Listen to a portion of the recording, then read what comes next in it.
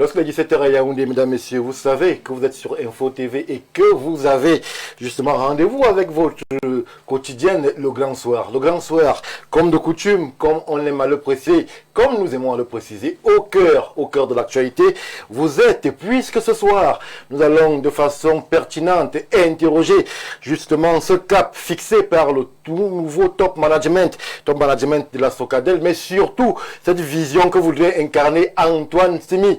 Antoine Simi, l'ancien Golden Boy de la finance, l'ancien ministre des Finances au Cameroun, qui est nommé au conseil, en tant que président du conseil d'administration de la Socadel, prend la parole de façon assez singulière et se positionne comme cet acteur-là qui voudrait véritablement redresser cette entreprise que l'on dit bardée de dettes, que l'on dit quasiment à l'agonie, mais Antoine Simi essaye de fixer un cap. On en parle ce soir sur le plateau du Grand Soir. Nous sommes vendredi, vous savez, chaque vendredi, lorsqu'il est 17h à Yaoundé au Cameroun, c'est les cœurs qui battent la chamade. Tout le monde s'interroge si enfin il n'y aura pas cette parole présidentielle, si c'est BIC du chef d'État ou alors ce décret ne changera pas de vie. Pour ce qui est de vie, on s'interroge sur cette vice-présidence dont le titulaire n'est pas encore connu. On s'interroge sur ce remaniement annoncé, mais qui n'est pas encore connu lui aussi. Mais on va ensemble s'interroger encore plus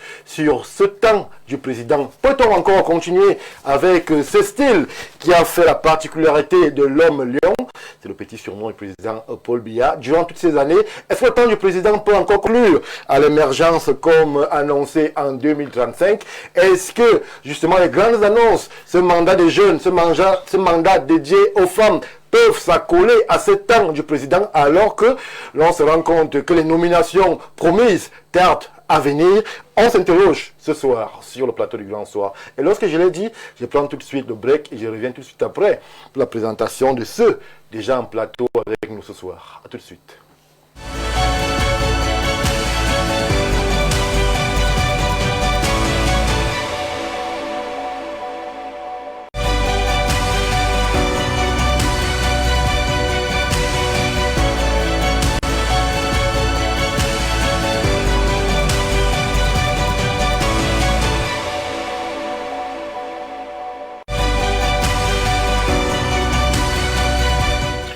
Je l'ai dit, 1h52 d'échange, de réflexion sur les grandes problématiques actuelles au Cameroun. 1h52 en compagnie des personnalités qui comptent dans la République. Et la toute première que je m'en vais porter à votre connaissance est quasiment, ou alors est le conseiller, le consultant sécurité et stratégie sur Info TV.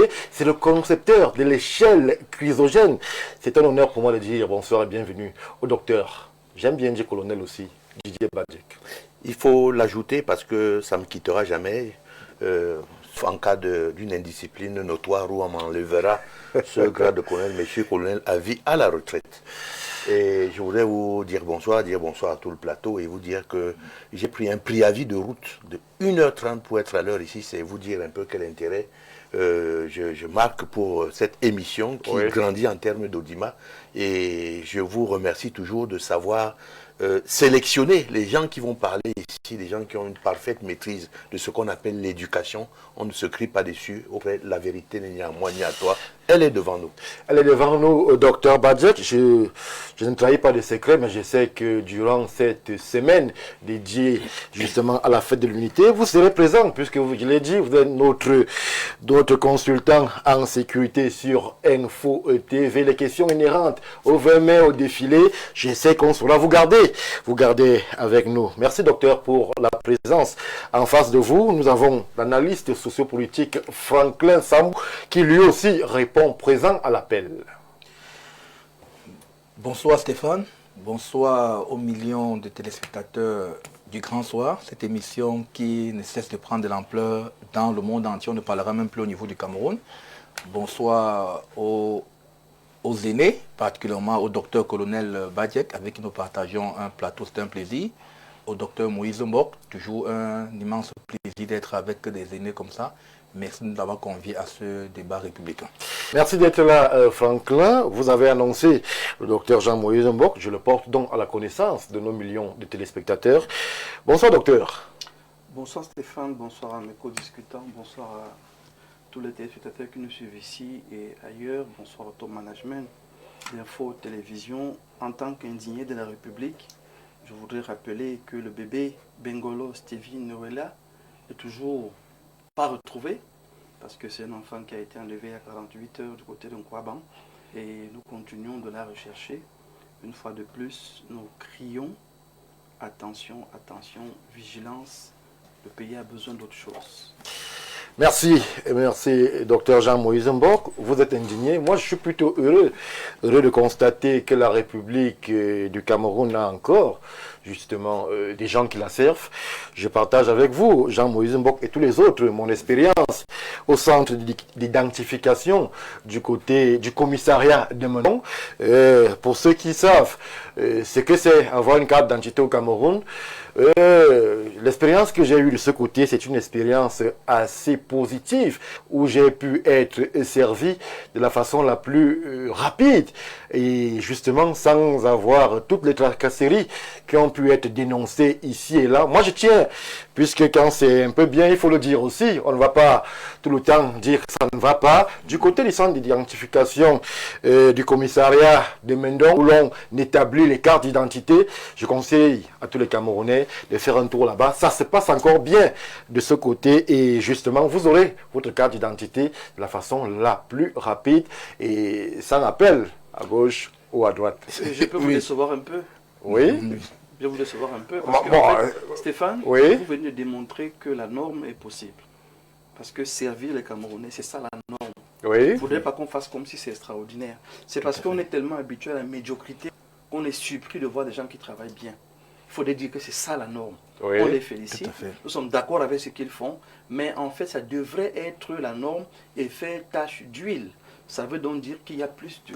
Alors que certains présentent parfois l'image d'une police corrompue, d'une police avilie, d'une police où véritablement l'éthique, la morale et même la déontologie ont foutu le camp. Je dis, du côté du centre d'identification de Mendon, au commissariat de Mendon, là où justement on établit les cartes d'identité, j'aime à le préciser, ça se passe très bien de ce côté. C'est bien de le saluer cela.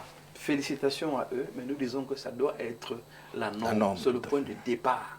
Il faut donc les prendre comme un exemple, mais pas l'excellence. Pour moi, ce n'est pas encore l'excellence. L'excellence, c'est tout le corps qui s'arrime à cette norme-là. Oui. Donc il faudrait qu'à un moment donné, on dise aussi la vérité. Quand c'est médiocre, on doit dire que c'est mauvais. Et quand c'est bien, on doit amener en disant c'est bien là, mais comme il y a plusieurs points, il faudrait que ça fasse tache d'huile. Oui. Donc, à monsieur le délégué général de la Sûreté nationale de promouvoir ceux qui travaillent bien là-bas, de manière à ce qu'ils soient un exemple, une référence, un modèle. Madame officier de police là-bas, malheureusement, dont je n'ai pas retenu le nom, a été particulièrement chaleureuse. Nous, journalistes qui avons l'habitude de ces lieux où nous sommes parfois accueillis avec suspicion, de ce côté-là, nous avons été bien accueillis. Et j'en profite véritablement pour fêter ce centre d'identification, je le dis, du commissariat de Mendon. Une fois que je l'ai dit, messieurs, chères dames qui nous regardez de par le monde, je m'en vais tout de suite nous positionner vers le premier échange qui va nous amener du côté de la Socadel. Socadel où Antoine Simi est aux commandes en tant que en tant que président du conseil d'administration.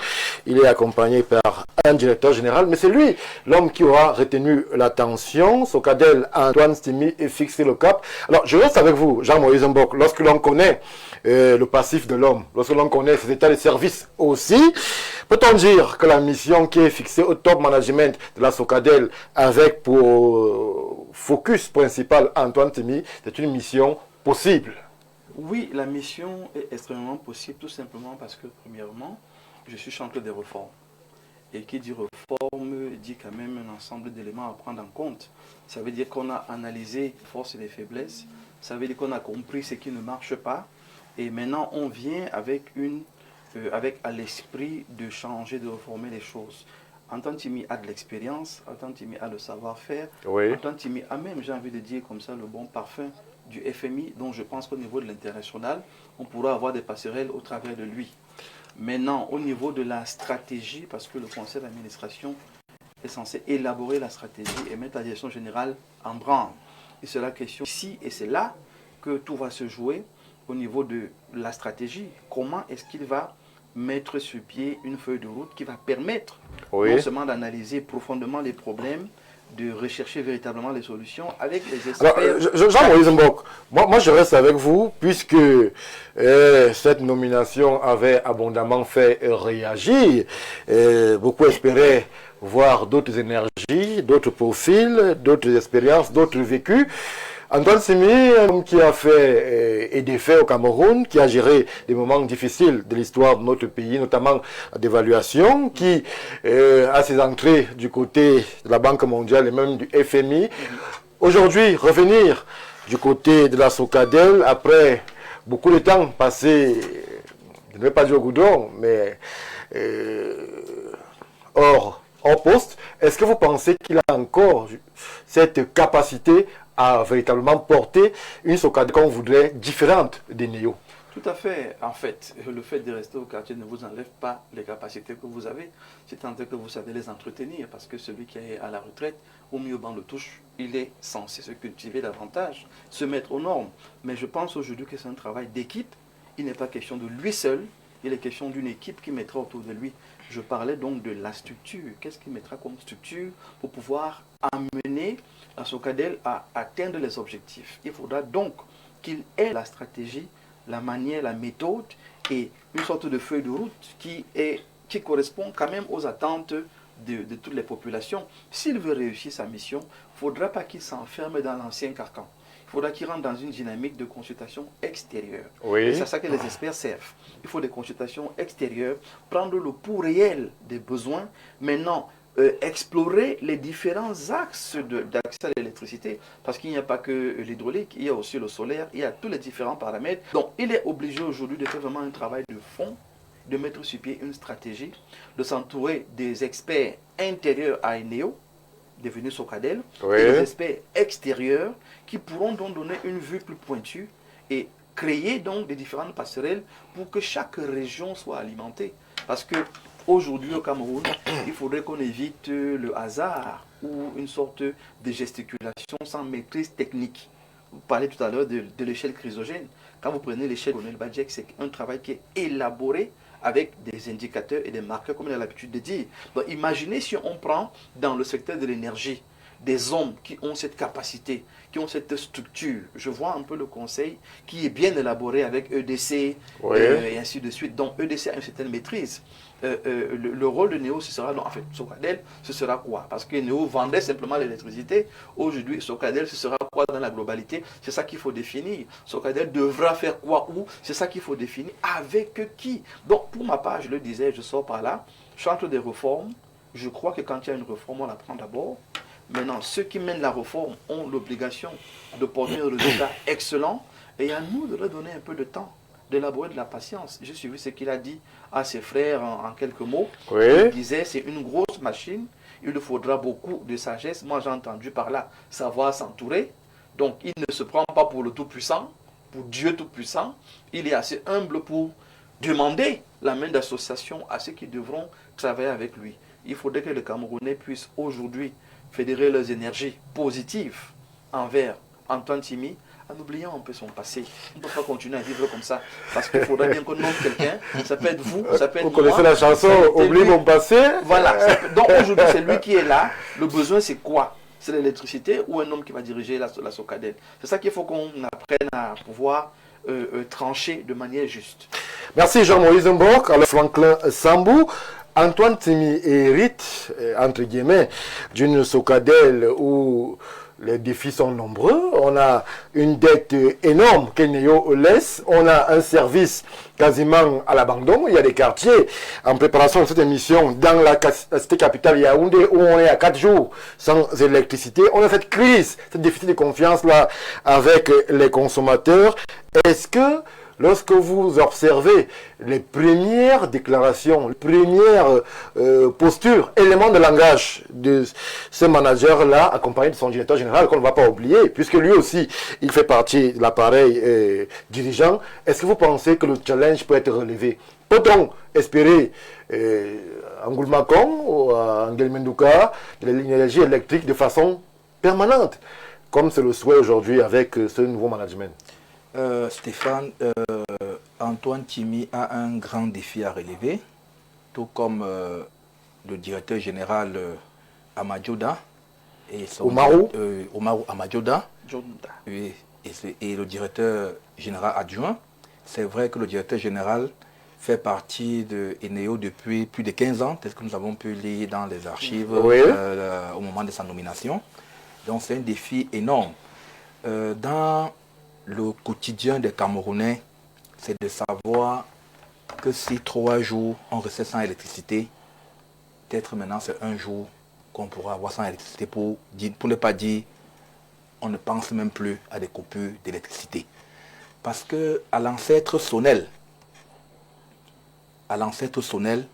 les populations, même tout jeunes, quand nous étions tout jeunes, on avait très rarement vécu les coupures d'électricité. Ça, il faut qu'on le reconnaisse, les coupures d'électricité. Après Sonnel, nous sommes passés à AES Sonnel. Si nous nous rappelons AES Sonnel. AES Sonnel, pendant cette période-là, on avait des coupures d'électricité programmées.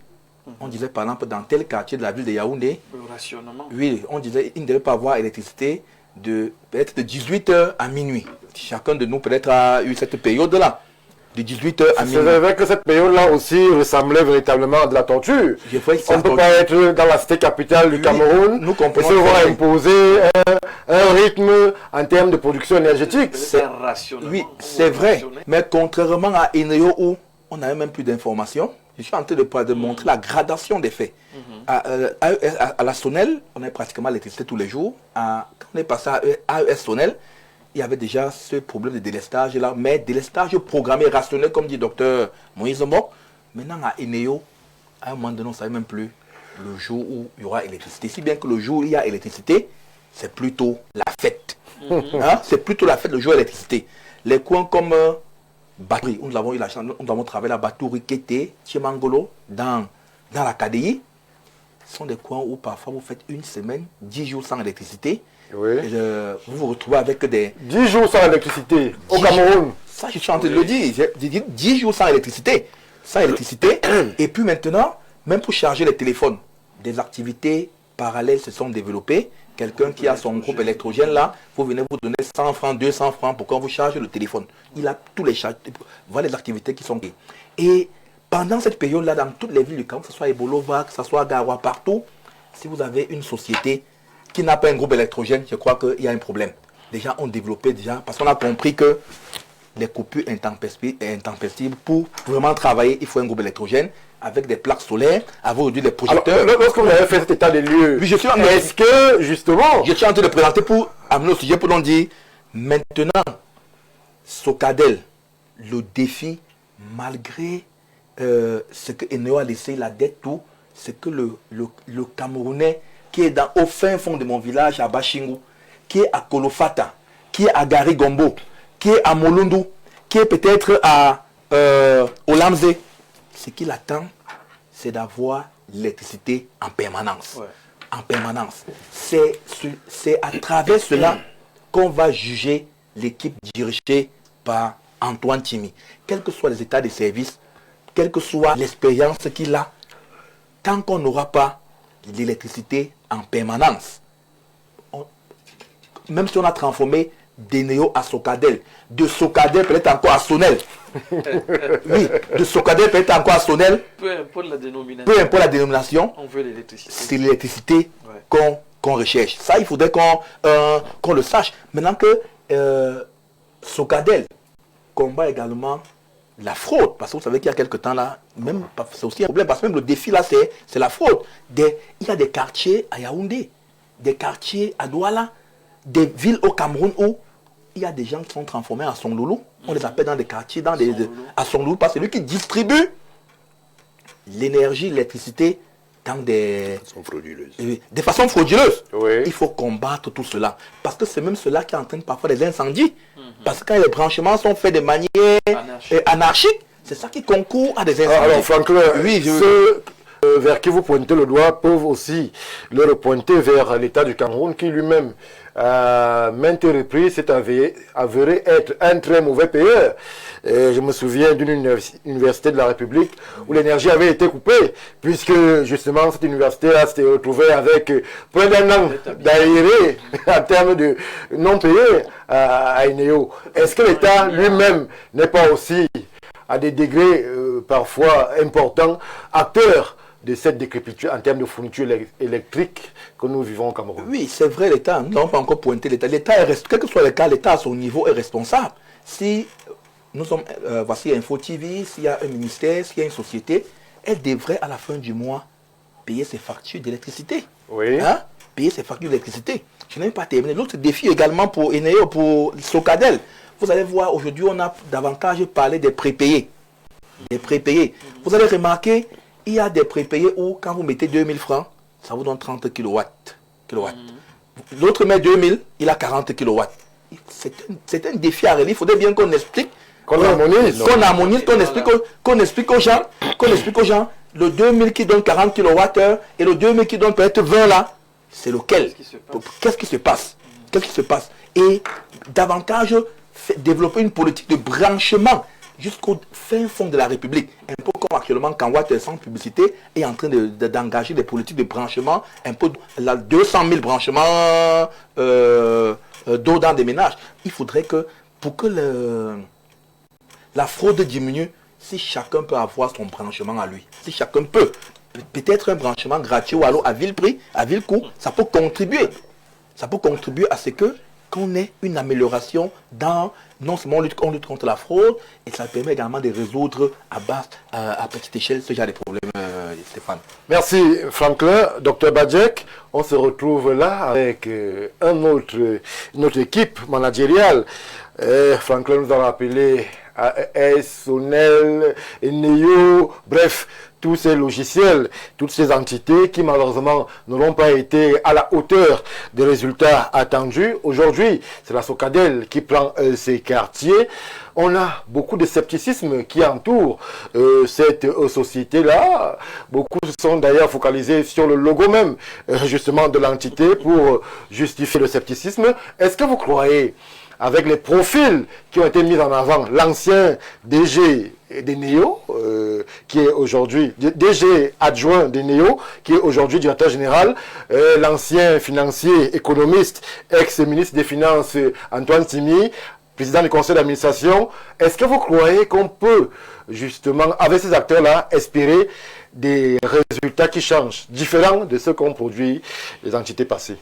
Bon, moi j'ai de peine pour l'équipe qui vient d'être nommée parce que l'équipe traîne quand même un passif qui est rédhibitoire pour dire que passé le moment des liesses, suite à la nomination, maintenant il va falloir travailler.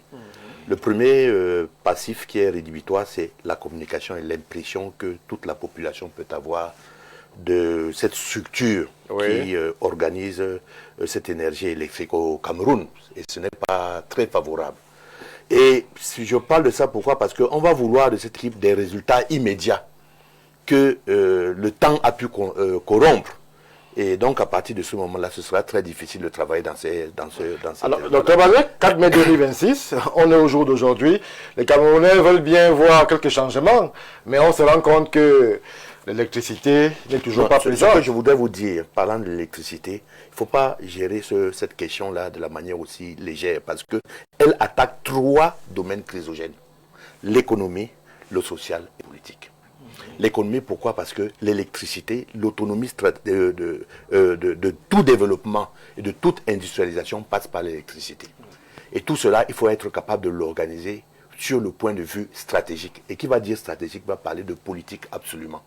Ce qui veut dire que si jamais ces domaines-là ne sont pas huilés et qu'il n'y a pas suffisamment d'anticipation sur ce qu'on va faire, parce que j'ai l'impression que notre plus grand danger au Cameroun, c'est de ne pas choisir des axiologies stratégiques qui peuvent aller à moyen, court et long terme. Alors, axiologie stratégique, c'est un terme savant.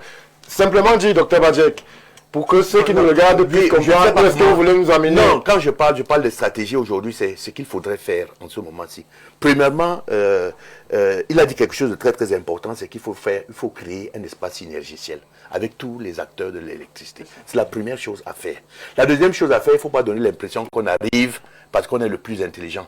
On arrive effectivement pour essayer de voir dans quelle mesure la vision globale qui consiste, n'est-ce pas, à faire démarrer le Cameroun par l'industrialisation peut être servie par un nouveau... Est-ce que le stratège aurait misé sur un profil à Antoine Tchimi?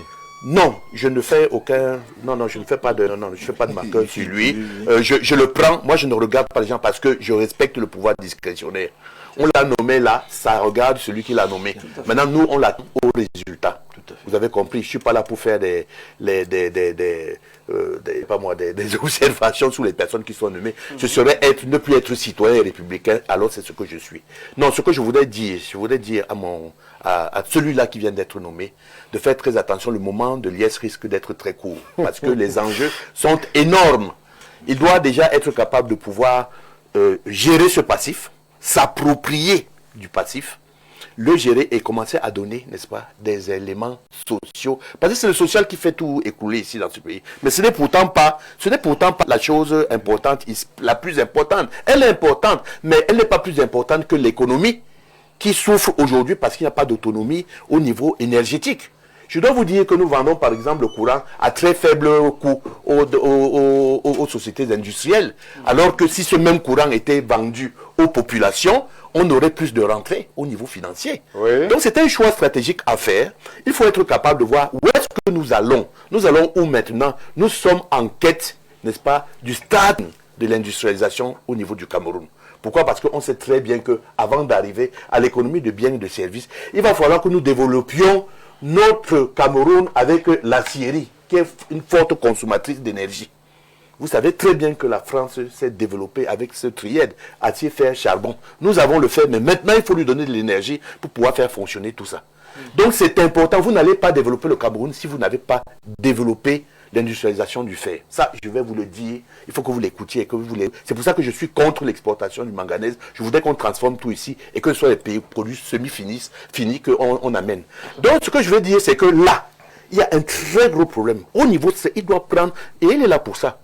Il est là pour prendre, n'est-ce pas, des décisions, proposer des décisions stratégiques pour pouvoir regarder le Cameroun dans son ensemble économétrique, social et politique. Alors, Dr Bazek, lorsque l'on regarde de façon attentive, justement, le défi qui est proposé à Antoine Tchimi et son équipe, c'est d'abord le défi du redressement financier. On a une énorme dette qui est laissée par Eneo. Il y a aussi la ressource humaine qu'il faut recalibrer. Est-ce que vous pensez qu'on pourrait se départir de nos habitudes camerounaises où ces sociétés par la publique là sont réceptacles justement des fils, filles, cousins, cousines de... Est-ce que on peut, lorsqu'on est manager au Cameroun d'une société parapublique, faire dans la déontologie en termes de gouvernance? Est-ce qu'on peut se passer justement de ces éléments, fils de, filles de, et rester avec un nombre restreint sans qu'il y ait des frustrations sociales et des cris d'orfraie ici et là? De toutes les façons, toutes les sociétés qui nous ont montré une physionomie obèse, n'est-ce pas, en termes de ressources humaines, parce que c'est pas parce qu'on a beaucoup de personnel engagé qu'on fait le bon travail. Non, il faut une relation binaire entre l'emploi et la dotation. Vous avez compris. Donc aujourd'hui, il est question de mener. Ce sont des grandes stratégies. La stratégie des ressources humaines existe. C'est à lui de refondre tout ça. Il faut il y a plusieurs éléments qui sont fondamentaux sur lesquels il devrait s'appuyer. Et c'est peut-être pour ça que pour ne pas partir, aller faire le saut dans l'inconnu, on remet quelqu'un qui était dans la boîte et qui va s'occuper de l'opérationnel, c'est-à-dire le directeur général. Mais le directeur général doit être guidé. Quand je parle d'axiologie stratégique, on ne peut pas appeler ça autrement. Je suis désolé, parce que ce sont des axes stratégiques qui créent des composantes, voyez-vous. Et ces composantes vont servir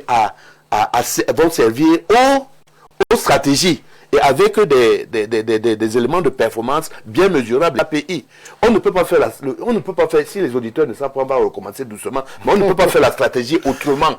Vous ne pouvez pas faire la stratégie si vous n'avez pas un axe stratégique, vous n'avez pas des composantes qui alimentent cet axe et vous n'avez pas des clés de mesure, n'est-ce pas, de ce que vous avez. Alors, à partir de quel moment pourra-t-on commencer à donner une note ou alors à noter le manager Antoine Tchimi? Management moderne. Oui. Vous avez 6 mois pour auditer.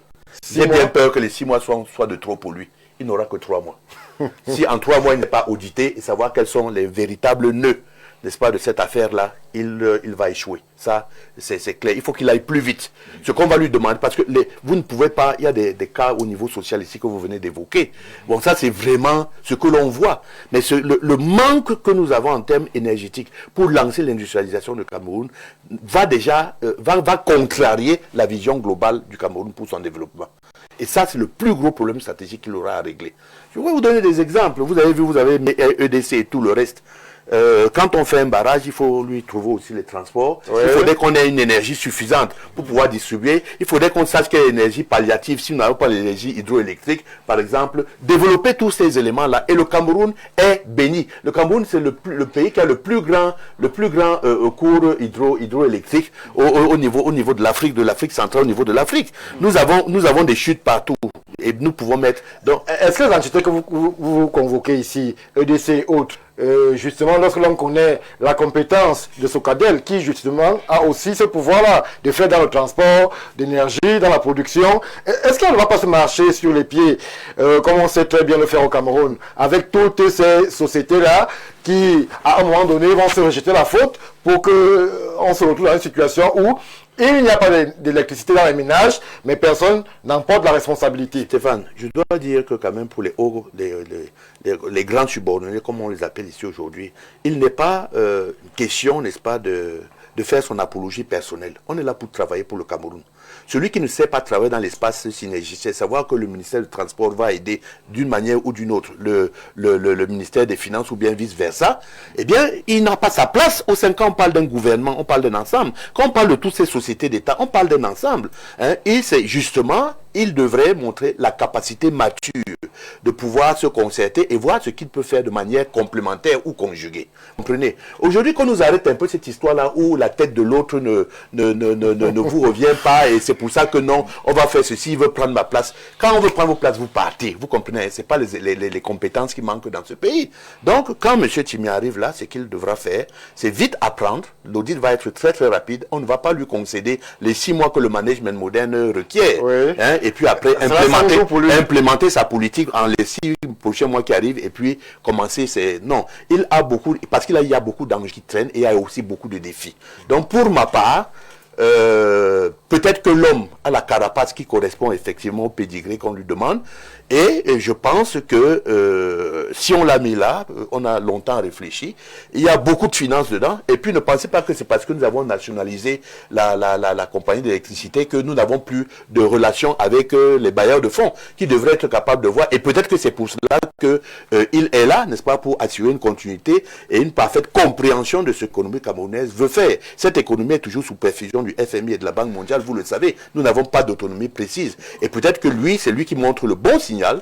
Et il faut faire, nous lisons à notre niveau des axes stratégiques évidents. C'est-à-dire au niveau du social, qu'est-ce que ça donne? Au niveau du politique, bon, nous sommes en train de réformer en général ces sociétés d'État. Et maintenant, au niveau de l'économie, qu'est-ce que ça doit donner? Qu'est-ce que ça a donné avant? Quels étaient les manquements avant? Et maintenant, qu'est-ce que ça peut donner aujourd'hui?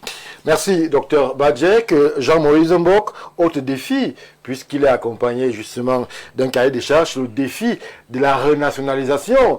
Est-ce que lorsque l'on connaît notre modus operandi au Cameroun, nos tares, peut-être nos avatars aussi en termes de management, cette renationalisation-là pourra être meilleure que la privatisation de 2001, qui justement, elle aussi, engrangeait avec elle beaucoup d'espoir pour les consommateurs?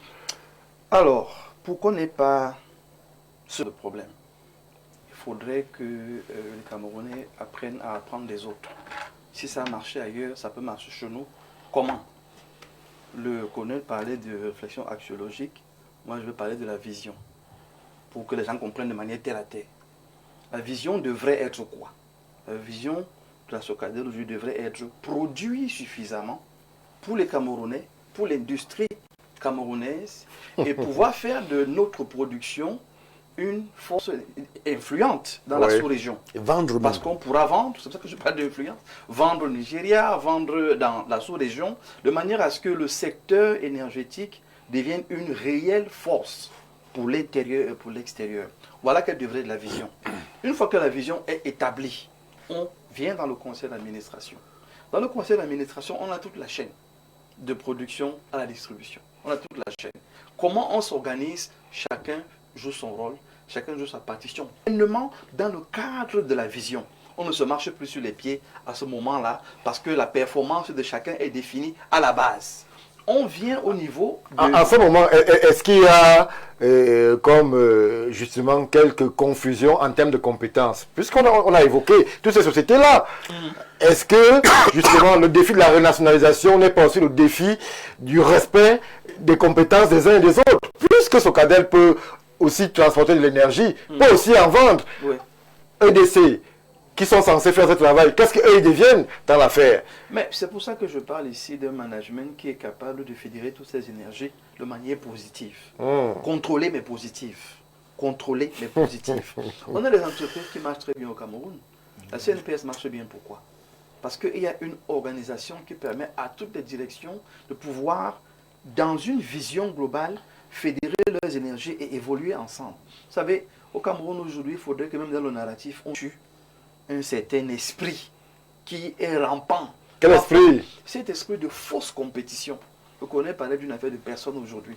C'est-à-dire que on est toujours en train d'essayer de chercher la personne, la petite bête. On oublie qu'il y a la vision qui devrait conduire la personne.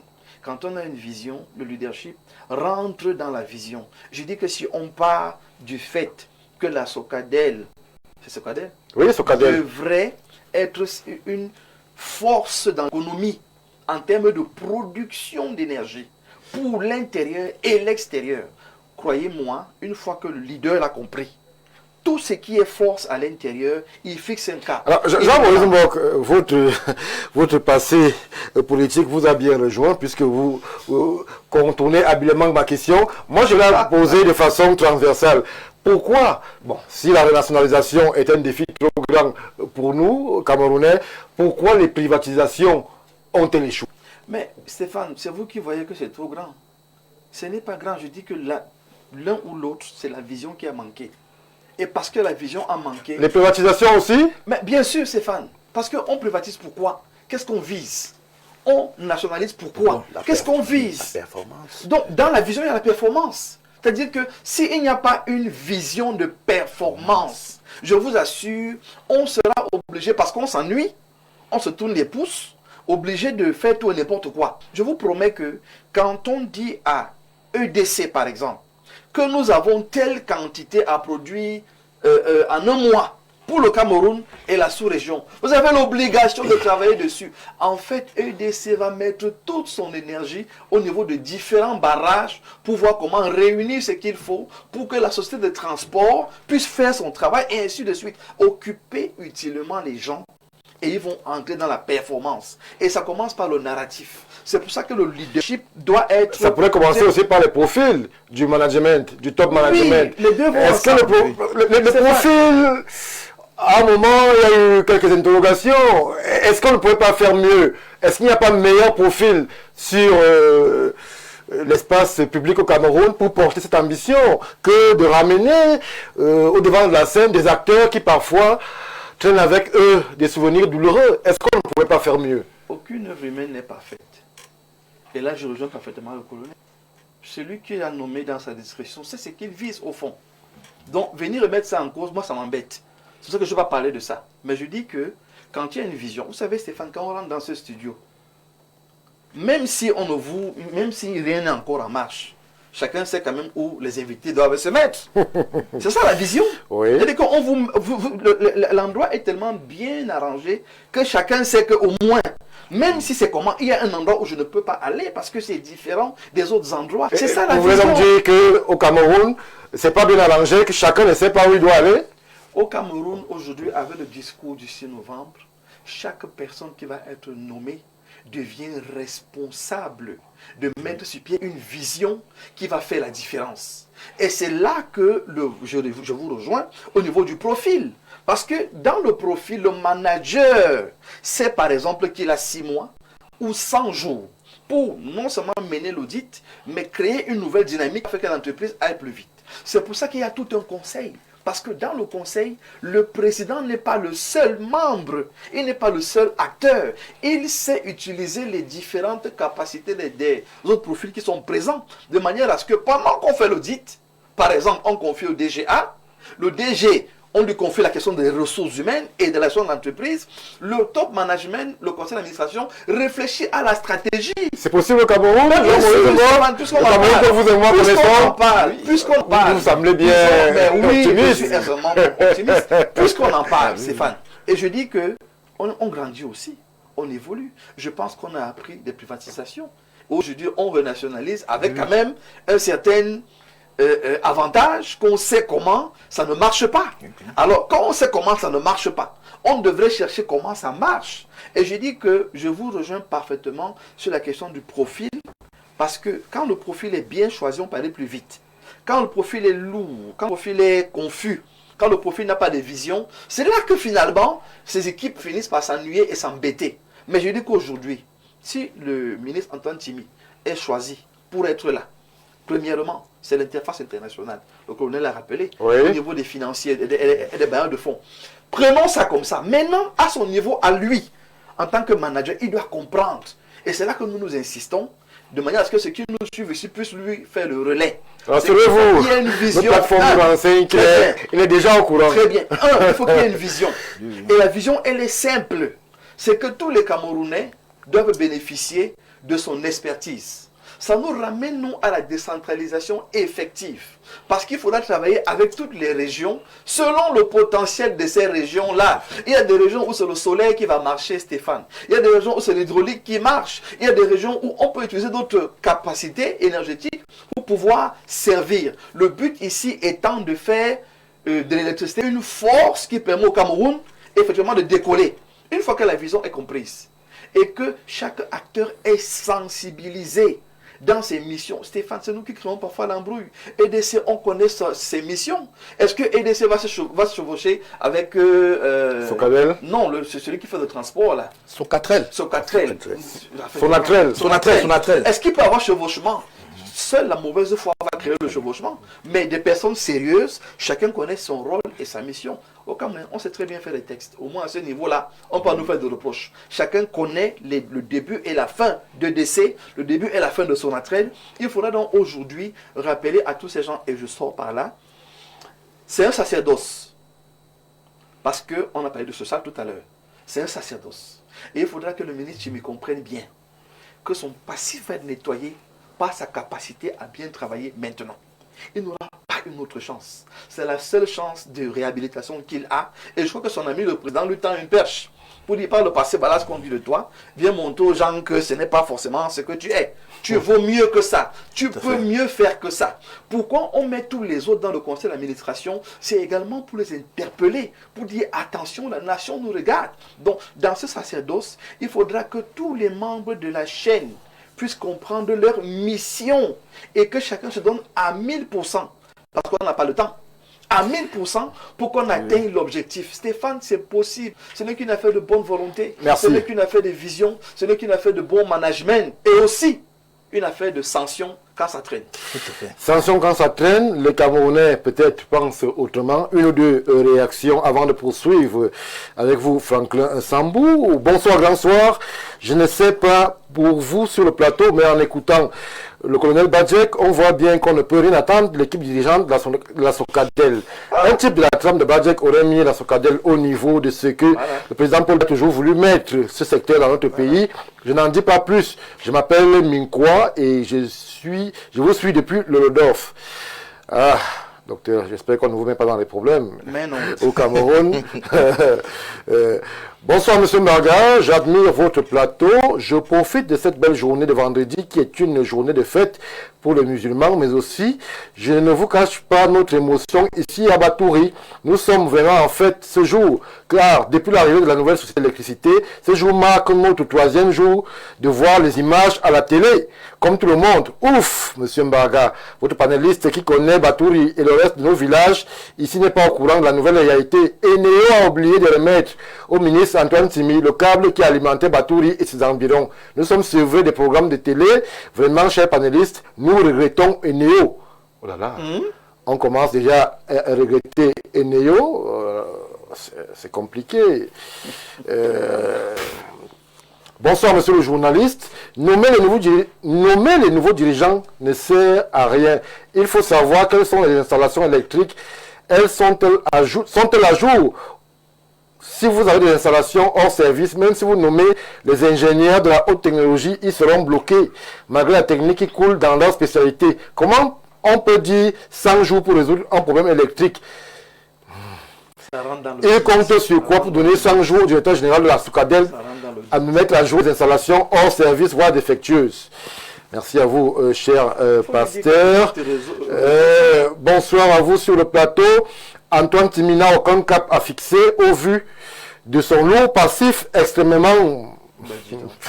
Je mets quiconque au défi de me donner un bilan positif à long terme durant tout son séjour dans les hautes sphères. Le disant ne fait pas de moi un ennemi de la République. Et Néo, Soukadel fonctionne exactement comme le Cameroun. Les réseaux qui s'opposent, franc-maçonnerie et Rose-Croix, il est clair de constater que les francs-maçons ont pris notre pays en otage. C'est une réalité, c'est un fait. À titre de rappel, les recrutements sont passés, les plus fermés ont déjà fait effet. Je sais de quoi je parle. Je suis de la maison. Il y a une vague de recrutement extrêmement incompétents qui vont conduire l'entreprise vers les ténèbres. Ne pouvant pas supporter cette cacophonie, je préfère démissionner et laisser les propriétaires du Cameroun continuer à détruire le pays. Je préfère rester anonyme car je suis un employé de la maison. Vous restez anonyme. Peut-être c'est nous que vous voulez mettre dans les problèmes. Vous évoquez la franc-maçonnerie, la Rose-Croix. Ce sont des choses très compliquées au Cameroun. Bonsoir Stéphane Barga, bonsoir à ton panel. Il ne faut pas confondre vitesse et précipitation. Nous allons toujours retenir un vieux assis, voire plus qu'un jeune debout. Le remaniement que nous attendons tous a plusieurs enjeux dans ce mandat présidentiel. Les morts et vivants attendent ce remaniement. Si certains cherchent qui va ou peut les protéger après ou pendant leur mort, il est bien question de faire le bon casting. C'est donc un tournant important de la vie sociale, économique, politique, diplomatique, religieuse. Pour ceci, le père de la nation, pour la survie harmonieuse de notre beau et grand pays, il prend le temps à tourner ses cartes pour ne pas échouer à la dernière minute, comme les bons diables ont éclaboussé le nozo. Quant à Soukadel, Antoine Timi doit prendre son courage en main et faire une réforme générale, c'est-à-dire mettre sur pied une stratégie pour éviter d'embrasser un cadeau amer. Dans ce genre de naufrage, la vision n'est pas loin. La prison n'est pas loin. Attention, le vice-président sera très vicieux et va recadrer tous ceux qui ont trahi la vision de celui qui l'a nommé. Merci à vous, Franck de Bokito, pour la contribution. Alors, on prend celle-ci. Stéphane, bonsoir. Parlant du PCA de Soukadel, partout où il est passé, il a toujours déposé un bilan négatif. CNR à terre, Minfi, malheur des agents publics, jusqu'à CEMAC, déclaré persona non grata à Bangui. Merci pour la contribution. Bonsoir à vous. L'équation des résultats est simple. Faire table rase sur les anciennes dettes, car les Camerounais, pour la plupart des locataires, ont des soucis à se faire, à brancher. Et sur des dettes laissées par des anciens, brancher chaque ménage sans tenir compte des dettes multiplierait donc le nombre. C'est vrai que chacun a son problème, Franklin Sambou. Chacun essaye de trouver justement son midi, peut-être pas à 14h, mais de trouver son axe de réflexion. Certains surfent sur le passé du ministre Antoine Timi et mettent déjà des réserves quant à sa capacité à réussir cette mission. Est-ce que aussi, à ce niveau, le gouvernement ne prend pas un gros risque, puisque à plusieurs aspects, la renationalisation de l'entreprise a été voulue et souhaitée sur un secteur aussi stratégique que l'électricité, que l'énergie. Est-ce qu'il n'aurait pas été mieux d'attendre encore un peu avant de justement mettre un Camerounais qui n'aura tout de suite le Camerounais sur le dos? Stéphane, de la nationalisation à la privatisation, c'est parce que le gouvernement ou bien l'État pensait à améliorer les choses. Quand on est passé de Sonel d'abord à AES Sonel, c'est parce que l'État pensait qu'elle était, ou bien il n'était pas à mesure de produire et n'était plus au niveau de produire. Maintenant, si on est passé maintenant de la privatisation à la nationalisation, l'État a une vision. Et l'État pense améliorer la production électrique, la production énergétique au Cameroun à travers cette nationalisation. Quel que soit le passif d'Antoine Tchimi, actuellement, si chacun doit... C'est vrai que ce passif-là, qu'est-ce qu'on y met? Qu'est-ce Non. qu'Antoine Tchimi aurait fait de tuant dans une république C'est que nous avons pour qu'aujourd'hui, son nom soit sujet à controverse? Et encore, il faut rappeler, parfois on peut penser 93, 94, comme la période de la dévaluation du franc CFA, qui a entraîné la baisse des salaires, la baisse drastique des salaires en 93-94. L'histoire a voulu que pendant cette période, qui est ministre des Finances, ce n'est pas comme si c'est lui qui avait conduit... Plus jeune d'ailleurs. Plus jeune. Et après, il s'est retrouvé au sein de la CEMAC. Bon, maintenant, le chef de l'État, peut-être après, il a laissé la CEMAC, je crois, en 2012. C'est vrai qu'avec le président Bozizé, les rapports n'ont pas toujours été très harmonieux. Il a une forte personnalité, naturellement. Oui, ça. Bon, il a laissé faire la CEMAC en 2012. 2026, ça fait 14 ans. À Bangui, on parlait d'un cortège plus important que celui du président. Oui, c'est vrai. Oui, cortège plus important. Oui, Stéphane. Le cortège, bon, s'il y avait le cortège plus important que le président et que à l'arrivée, le travail est là, bon, laissons la CEMAC, nous sommes en train de parler actuellement de la Socadel. Parce que même si le cortège, quel que soit le cas, même s'il est comment et qu'il y a performance, je crois que c'est le plus important. Ouais. Même si maintenant il a un cortège de 10 véhicules et que les Camerounais se rendent compte qu'il n'y a plus de coupure, il n'y a plus de délestage. Je crois qu'on va oublier. Qui va s'intéresser au pays? J'aimerais qu'on soit un peu réaliste à ce niveau. 14 ans qu'il a laissé la CEMAC, il vient maintenant prendre les rênes de la Socadel. Actuellement, après 14 ans, il y a toute personne qui se veut sérieuse a pour défi toujours de s'améliorer. Est-ce que le ministre Tchimi est encore up-to-date, comme disent les jeunes? Est-ce qu'il a toujours cette vision attentive et stratégique sur les questions économiques? 14 ans après, quand même, on peut dire, on peut sortir du circuit. Se mettre à spéculer, celui qui l'a nommé, connaît pourquoi il l'a nommé.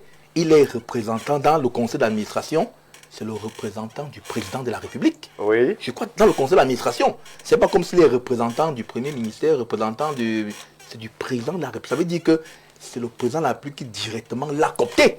Ça, il faut, si lui-même l'a coopté directement, c'est parce qu'il a pensé que celui-là, à un moment donné, peut faire le job.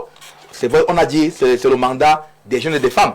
Mais n'entrons plus pour dire là qu'il fallait mettre un jeune ou une femme. Mais le président a pensé que c'est Antoine Tchimi. Il a un défi, sans doute, ils ont d'abord eu un entretien. Il a dit, comme tu vas là, voilà la mission qui t'a assignée. Il y a eu un cahier de charge.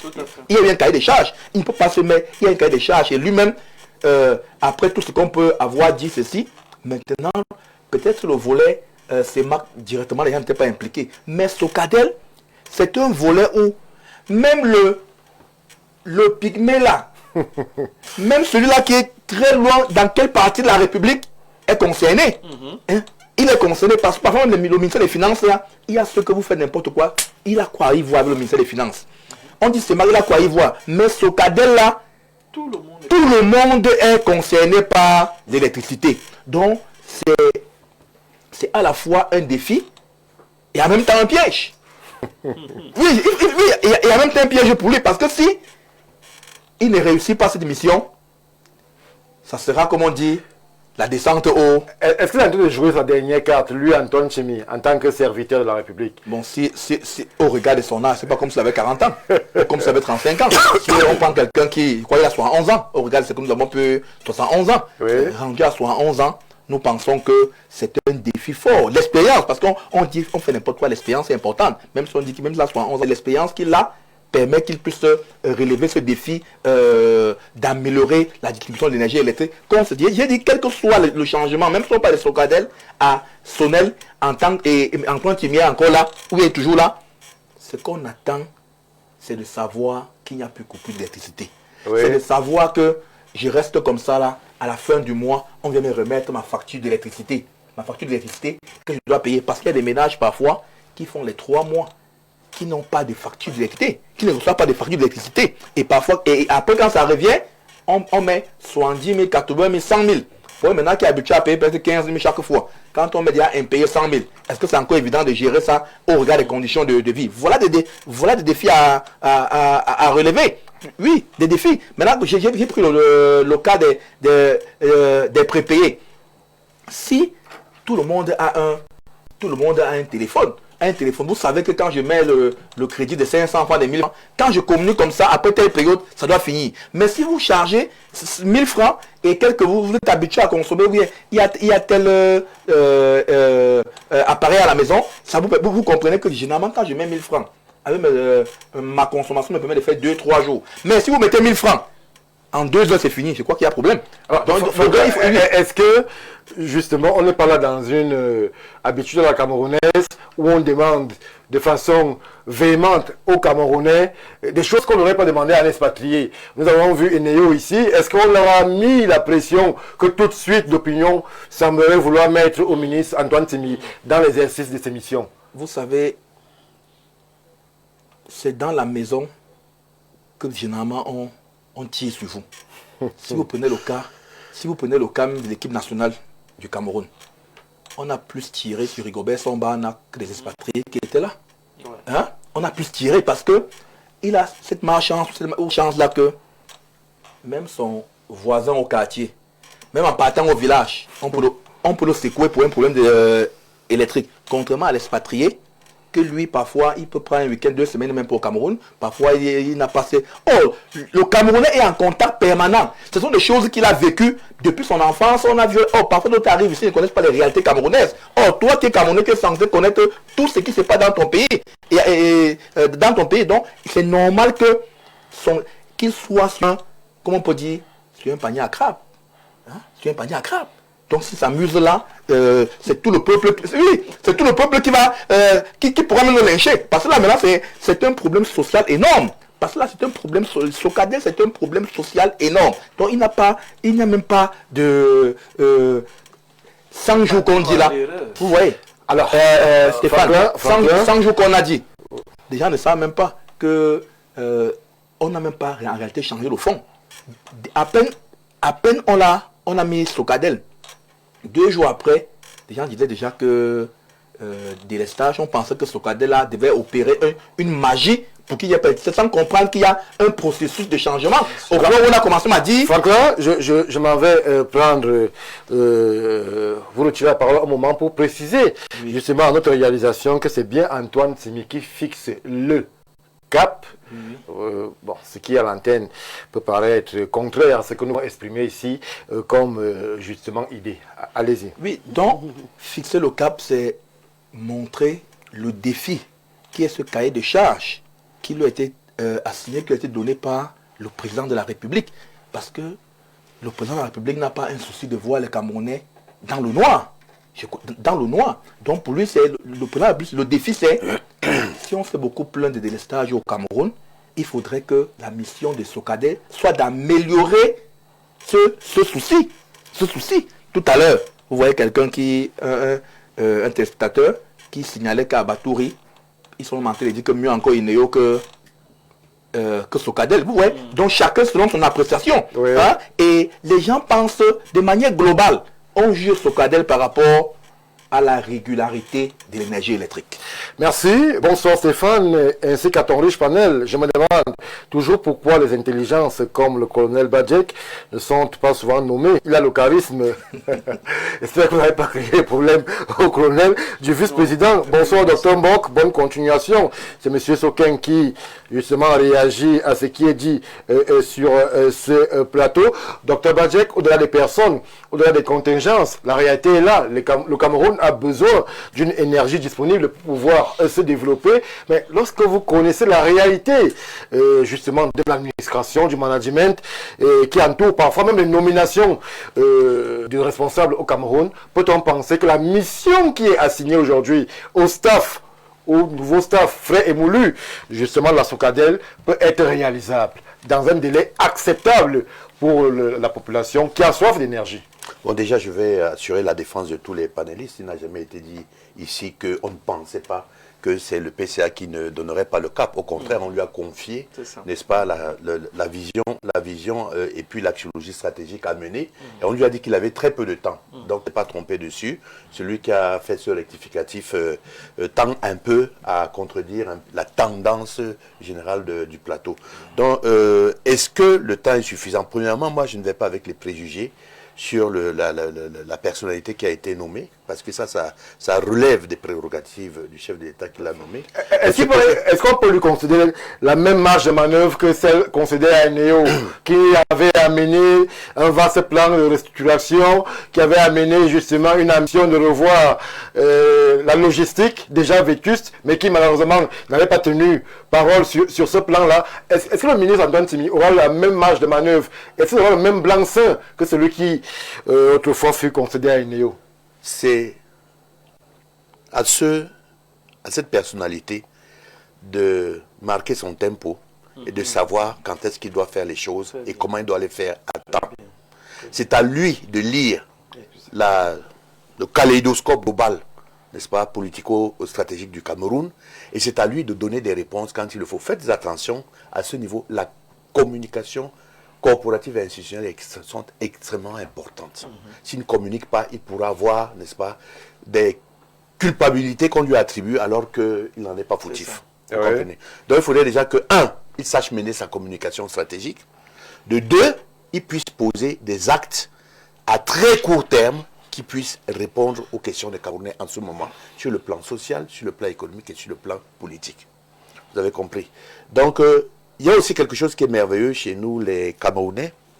Quelqu'un est nommé, mais avant qu'il ne commence même son mandat, on lui a déjà prévu avec pessimisme un échec, un crash. Moi, je voudrais faire confiance. Ah oui? Je voudrais faire confiance, mais on ne va pas enlever le fait que je sois très regardant sur le rendement. Docteur Madec, docteur, est-ce que les Camerounais à qui on a fait confiance, sur une échelle de 10, vous qui aimez bien les échelles, sur une échelle de 10, est-ce qu'on peut dire qu'il y a eu toi qui a répondu justement à la confiance déposée en eux par le président de la République? C'est peut-être ce que moi je regrette, c'est qu'on ne les éjecte pas aussi rapidement que lorsqu'ils montrent des facteurs qui sont rédhibitoires. Il ne faudrait pas attendre qu'il y ait pourrissement total.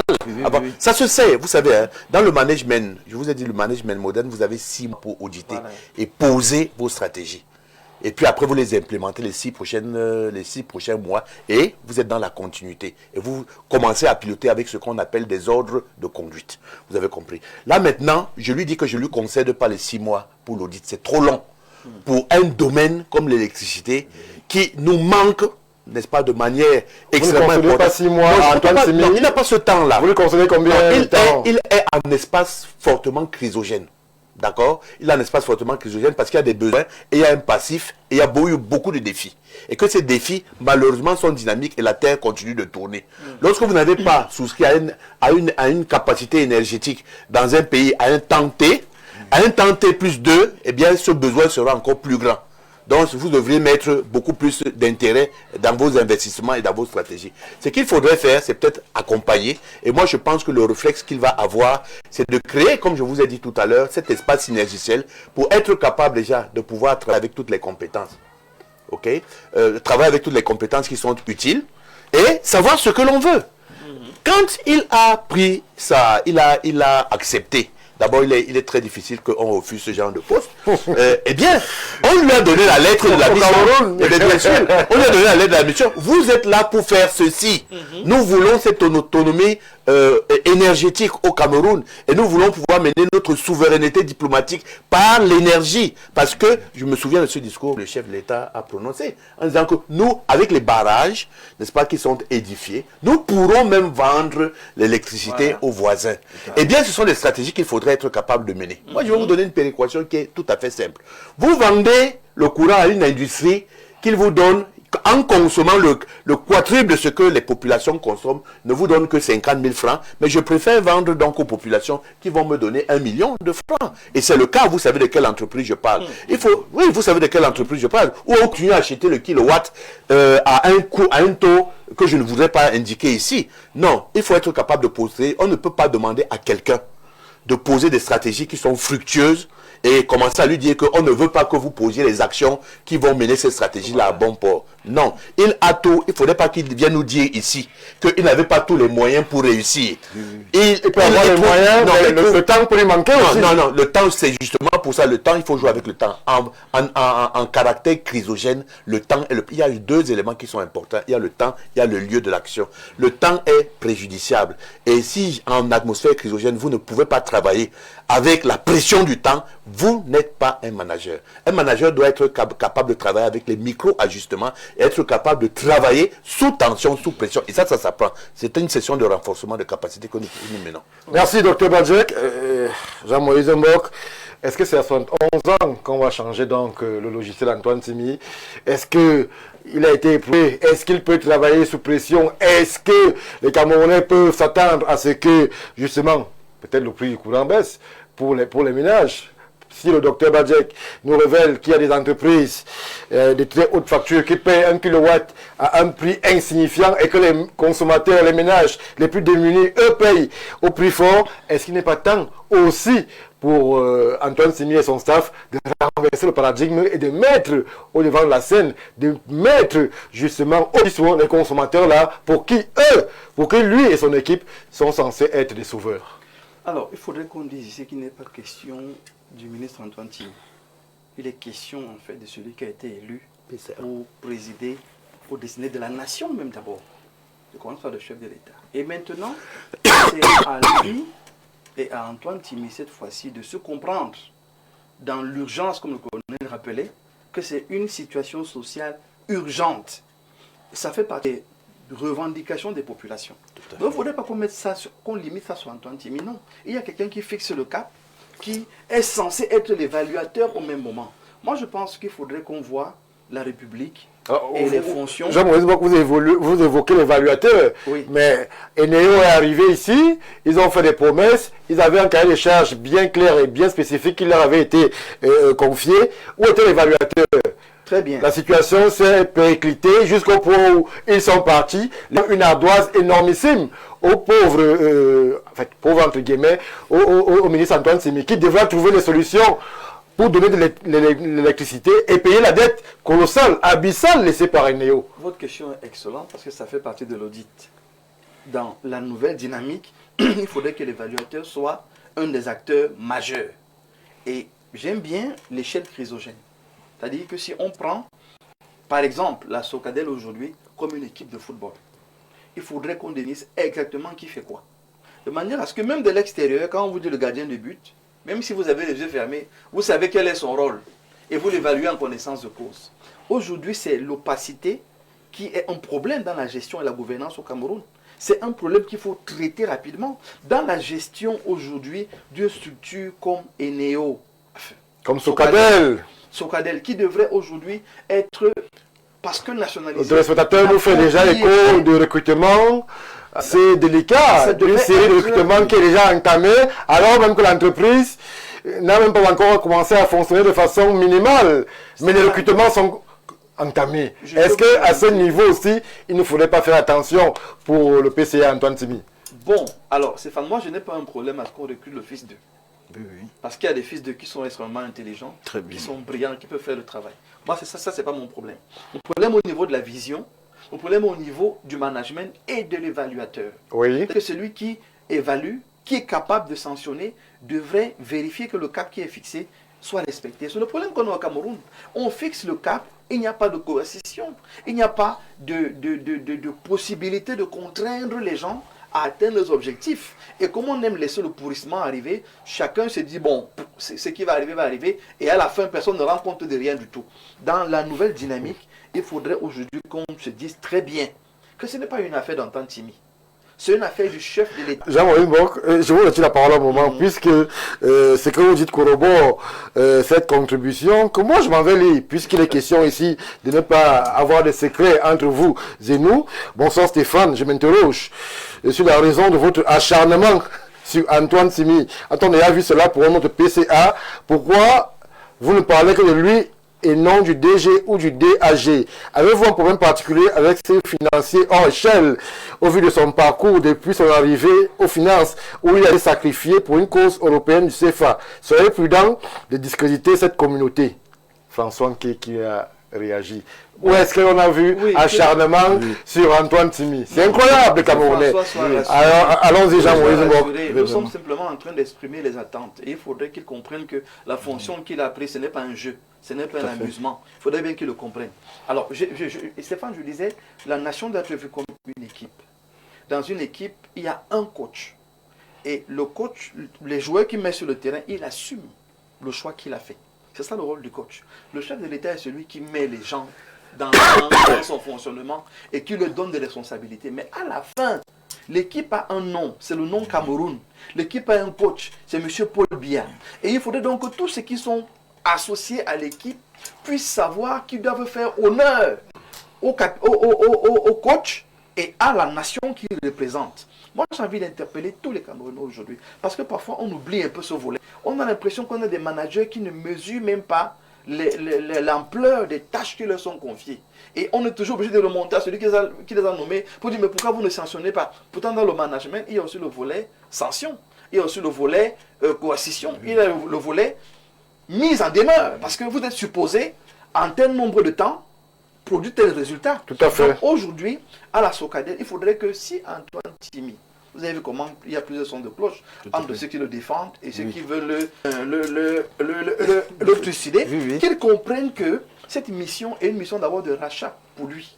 Je l'ai dit, c'est un sacerdoce. Rachat, qu'est-ce qu'il a fait pour qu'on parle de rachat? Puisqu'il y en a qui apparemment lui en veulent pour eux, c'est que nous pour le franc CFA. Voilà, on rentre pas là-dedans parce que il n'était pas à une fonction où il avait une capacité de décision comme par exemple ici. Oui. Là, c'est différent. Là, il appartenait à un gouvernement qui donnait les instructions et il exécutait. Ici, il est PCA, donc il est comme le capitaine qui est censé mener l'équipe à la victoire. Et il peut mener l'équipe à la victoire si lui-même prend des mesures qui permettraient qu'il atteigne cette victoire. Ça commence par, on a parlé de fixer le cap, on a parlé de pouvoir mettre une échelle de performance parce que c'est important que chaque direction, chaque service, chaque responsable ait une échelle d'évaluation et de performance. Ça fait donc que si on a mis l'office 2 à tel endroit et qu'il ne performe pas, on n'attend pas 6 mois. C'est-à-dire qu'en 100 jours, il y a un ensemble de travaux qu'on attend de vous. Si après 100 jours, ce n'est pas fait, il y a une mise en demeure. Si après 200 jours, ce n'est pas fait, on vous vit purement et simplement. C'est à là qu'on doit arriver. Merci. Si on veut que les choses changent au Cameroun. Merci Jean-Moïse Mbok. Bonsoir. Depuis que cette nouvelle société Socadel est arrivée, il n'y a pas de lumière dans notre quartier à Messassi, Yaoundé. Et les gars contrôlent. Et pourtant, le PCA réside juste au quartier voisin. Nous, on veut l'éclairage, nous devons consommer camerounais. Merci à vous, Julien. Bonsoir, panel de l'émission Le Grand Soir. Je suis monsieur Jean-Jacques de Yaoundé. Le ministre Antoine Timi, c'est la mission qu'il attend. Si c'est un piège pour lui, il le sait déjà. Que cela ne vienne pas lui mettre les bâtons dans les roues. Merci pour la contribution. On va, pour sortir, cher monsieur, peut-être souhaiter bonne chance, tout simplement, au ministre Antoine Timi et à tout son staff, et que justement, les Camerounais impatients et divergents aussi dans leur perception puissent lui accorder le même temps que accordé à Eneo, Jean-Moïse Mbok. Je pense que ça passe par une bonne communication. Le colonel, je le rappelais tout à l'heure. Il faut à un moment donné que lui communique pour dire, écoutez, voilà ce que j'ai entrepris, j'ai besoin de tel nombre de temps. Ça permet aux Camerounais aussi de l'accompagner dans cette vision-là. S'il ne communique pas, s'il reste muet, on va seulement prendre la suite en se disant, mais c'est une société qui existe depuis, on continue. Donc, aujourd'hui, il faut qu'il dise aux Camerounais, voici l'audit que je suis en train de mener, où j'ai mené, on est à tel niveau, voilà où nous sommes en train d'aller. Il assure les Camerounais et ça va aller. Merci Jean-Moïse Mbok pour cette sortie. Nous, on prend un break et on revient tout de suite après pour évoquer cette vice-présidence et ce remaniement ministériel qui se font attendre.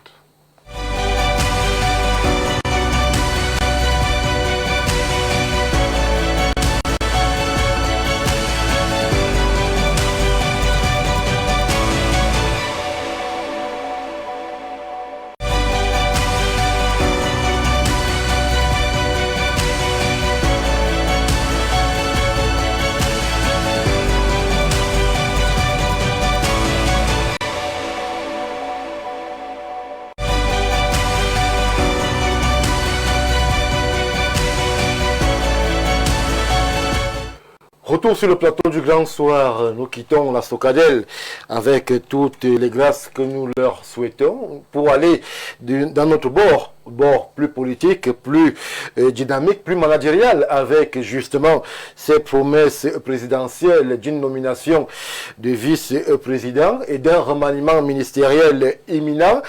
Le président Paul Biya l'avait annoncé. Le remaniement sera dans les prochains jours, si vous me permettez l'expression, que lui-même avait employée. La nomination d'un vice-président, certains Camerounais l'espéraient aussi dans les prochains jours. Mais aujourd'hui, Franklin Sambou, on semble arriver à une situation où l'attente, las de ne pas voir justement ses vœux se concrétiser, semble se muer en frustration. Les Camerounais s'interrogent. Que se passe-t-il? Pourquoi est-ce qu'on a l'impression qu'on est quasiment au point de statu quo et que les promesses d'un remaniement ministériel et surtout la mission de nomination d'un vice-président semblent aujourd'hui quasiment rangées aux oubliettes? Stéphane, si on s'en tient aux les 3 dernières élections présidentielles, si on prend l'élection présidentielle en dehors de 2025, de 2004 qui s'est tenue en octobre 2004, directement le 7 ou le 8 décembre 2004, il y a eu un remaniement, donc moins de 2 mois après l'élection présidentielle. Et entre 2004 et 2011, on a assisté à 3 réaménagements. Le réaménagement de septembre 2006, le réaménagement de octobre 2007, le réaménagement du 30 juin 2009, avant d'avoir l'élection en 2011. Et en 2011, là donc, 2011, il y a eu élection, et le 8 décembre 2011, il y a eu réaménagement du gouvernement. Entre 2011 et 2018, il y a eu le 2 octobre 2015, il y a eu également, je crois, le 4 mars 2018. Donc, pendant cette période-là, ça fait 2 réaménagements qu'il y a eu. Maintenant, l'élection de 2018, on a eu le 4 janvier 2019, où ce n'était même pas un remaniement, c'était un réaménagement. Oui. Un réaménagement où il y a eu quelques personnes qui réellement ont... Comme un jeu de chaise musicale. Qu'on a changé au 4 janvier 2019. Donc, à la lecture du 4 janvier 2019, à ce jour, il n'y a pas eu de changement. Ça prouve qu'il y a des choses en fond qui se passent. Il y a des problèmes. Non, pour comprendre, parce que de 2019 à 2025, du 4 janvier là, oui, il n'y a eu aucun réaménagement. Ça peut aussi prouver que celui qui les a nommés est satisfait du travail qui a battu. Je suis pas au niveau de l'appréciation. Nous sommes au niveau du temps du président. Oui. Nous sommes au niveau du temps du président. Donc du 4 janvier 2019 à 2025, qui est l'élection présidentielle le 12 octobre, il n'y a eu aucun truc, puisqu'on a tellement dit en 2020, 2021, 2022, on disait il n'y a rien eu. Maintenant, le 6 novembre, son discours d'investiture a donné une orientation générale de cette nouvelle mandature. Oui. Ça a une orientation générale. Les gens attendaient en décembre qu'il pouvait avoir tellement, on attendait. Mais son discours également du 6 novembre a montré qu'il devait avoir une réforme des institutions. Peut-être les gens n'étaient pas très préoccupés sur la réforme des institutions. On s'est plutôt appesanti sur le remaniement.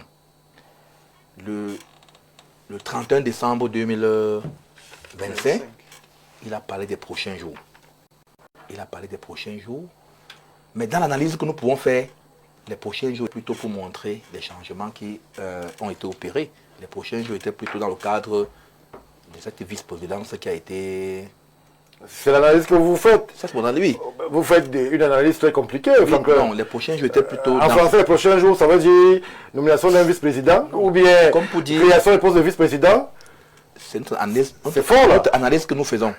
Les prochains jours, on a assisté au changement à la tête du Parlement. Ça, il faut qu'on se le dise. Oui. À la tête du Parlement. Après ce changement à la tête du Parlement, on a eu cette réforme constitutionnelle. Oui, du 4. Du 4 avril 2026, où au lendemain, après la promulgation qui a intervenu quelques jours plus tard, les gens se disaient que moins d'une semaine, on pouvait avoir un vice-président. Je pense que selon comment c'est passé, La promulgation du 14.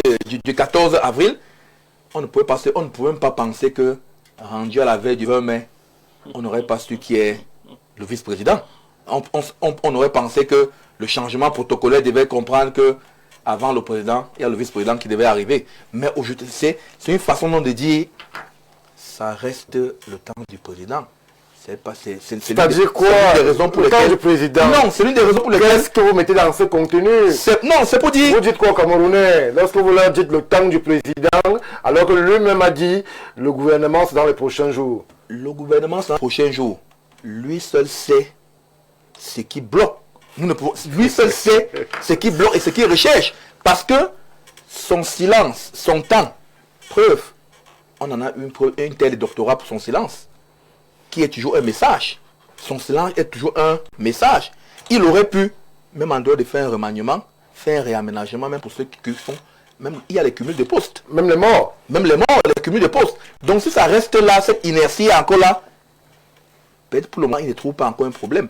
Il a la carte qu'il est en train de rechercher pour pouvoir combler les vides là à son niveau. Voilà l'analyse personnelle que nous faisons. Donc lui seul, c'est les prochains jours. On a même fait des démissions ici où on dirait que prochains jours, c'est moins de 12 jours, c'est moins de 10 jours. Finalement, on a même perdu en français. On a appelé des linguistes ici qui ont analysé prochains jours en disant que prochain jour est différent de quelques jours, de ceci. Donc, à l'arrivée, c'est lui ce qui maîtrise. Merci Franklin. Merci. On prend l'avis du docteur Badjek. Alors, docteur, lorsque je me tourne vers vous, l'on peut quand même s'interroger sur cette sémantique qui semble avoir pris ses quartiers dans l'assertion collective au Cameroun. On dit le temps du président. Alors, au niveau de l'échelle chrysogène, Badjek, que vous déployez de façon très scientifique, est-ce que cette posture en termes de management est de nature à porter une ambition qui est celle, par exemple, d'émergence en 2035. Est-ce que le monde, le Cameroun, l'Afrique que vous voyez aujourd'hui peut encore se lire à travers des concepts similaires, les silences du président, le temps du président, alors que tout autour, l'on perçoit comme une ambition légitime, comme justement des populations qui s'impatientent eu égard aux nombreux problèmes auxquels ils sont confrontés, à ce qui est quand même une espèce de mouvement, un mouvement dans l'appareil administratif camerounais. Oui, la difficulté que nous avons aujourd'hui, c'est, pour mon sens, je pense que c'est une difficulté de communication et une difficulté aussi d'interprétation. Et en réalité, j'ai remarqué que l'opinion veut se mettre dans la tête du président et créer son logiciel pour qu'il administre son pouvoir. Mais je dois dire également qu'il y a un hiatus fondamental qui, aujourd'hui, de manière factuelle, nous permet de voir qu'il y a un décalage entre le discours qui a été prononcé le 6 avril et l'attente qui semble être longue pour l'opinion. Et vous n'allez pas empêcher à l'opinion de penser comme elle pense. À un moment donné, il faudrait savoir comment est-ce qu'on dirige. Est-ce qu'on dirige en écoutant les atermoiements de l'opinion ou alors on dirige parce qu'on a un cap que l'on voudrait atteindre. Moi, je suis très inconforté parce que je sais que moi, si j'étais au pouvoir, je ne m'amuserais pas en ce moment-ci de faire un remaniement. Pourquoi? Parce que, non, je vais vous dire pourquoi. Ouais, technique, il y a les élections législatives qui arrivent en nombre. Il ne me reste que quelques mois. Je vais changer, peut-être pour donner ça, oui, du 109, mais avec tous ceux qui ont personnalisé la fonction, que deviennent ceux qui ne seront pas reconduits comme ministres, des potentiels ennemis, même dans les états-majors les plus insoupçonnés? Donc, je préfère... Ça prévoit que se joue la République? Non, écoutez, c'est le politique, absolument, c'est l'opportunité. Ce n'est pas un problème de République à ce niveau. Chacun, dans sa sectorielle, devrait être capable de disséquer la vision qu'on lui a donnée. Mais entre-temps, le politique joue, n'est-ce pas, sur ses adeptes. Si vous avez aujourd'hui un ministre dont les renseignements politiques disent qu'il est fort aimé dans son département, et que vous amusiez pour des problèmes techniques à le remplacer maintenant, mais vous allez dans le mur. Mais attention, il faut faire attention. Et les élections, et l'élection législative qui arrive en ce moment-là ne sera plus comme avant. Il y a beaucoup d'enjeux, il y a beaucoup de défis. Qu'est-ce qui va changer, docteur? Qu'est-ce qui va changer? Eh bien, les gens se sont rendus compte du pouvoir du législatif. Tout à fait. Avec la dernière réforme. Tout à fait. Vous savez, nous, les scientifiques, nous sommes obligés de ne pas satisfaire les émotions des uns et des autres. Nous disons les vérités et de la manière la plus froide. Vous savez que l'élection législative qui arrive là, eh bien, il y aura beaucoup d'enjeux, il y aura beaucoup de défis. Et que les gens vont défendre leur candidature. Donc, ce n'est pas La vôtre. Oui. Bon, maintenant, le président de la République semble avoir toutes ces informations.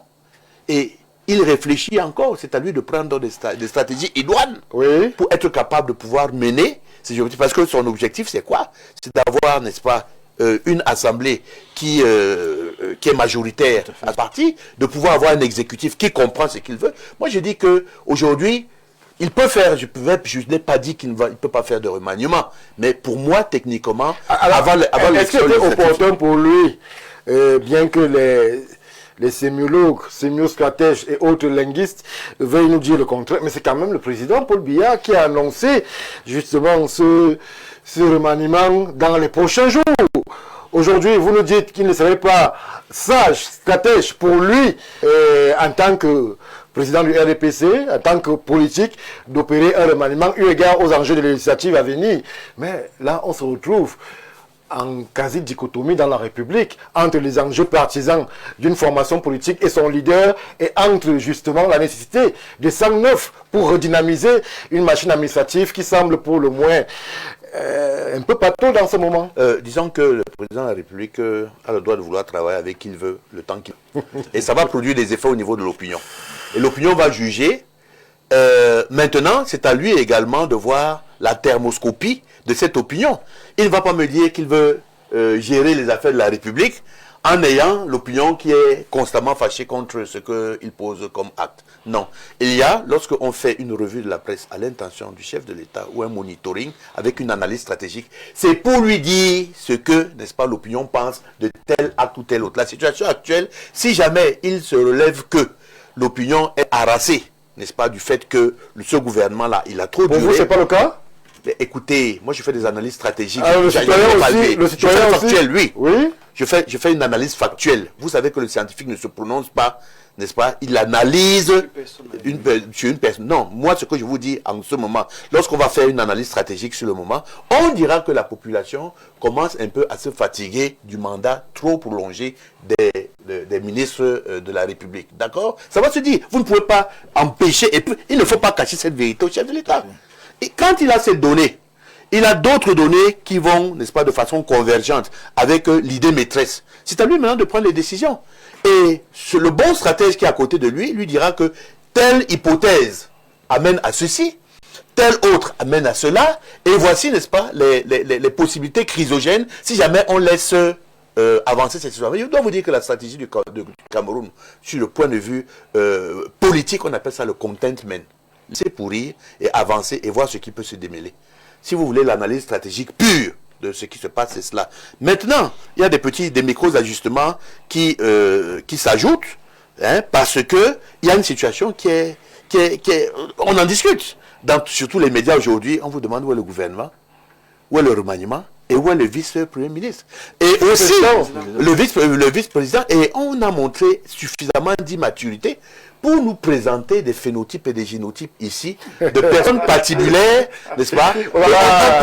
Non, je ne parle pas. Je vais vous dire quelque chose. Personne patibulaire, c'est fort. Non, c'est pas fort du tout. Il faut faire attention. Le pouvoir discrétionnaire ne participe pas des émotions des uns et des autres pour donner, dire que celui-ci sera vice-président et tel autre. Ça, ce sont des choses, ce sont des éléments chrysogènes qui tendent, n'est-ce pas, à pourrir notre milieu politique.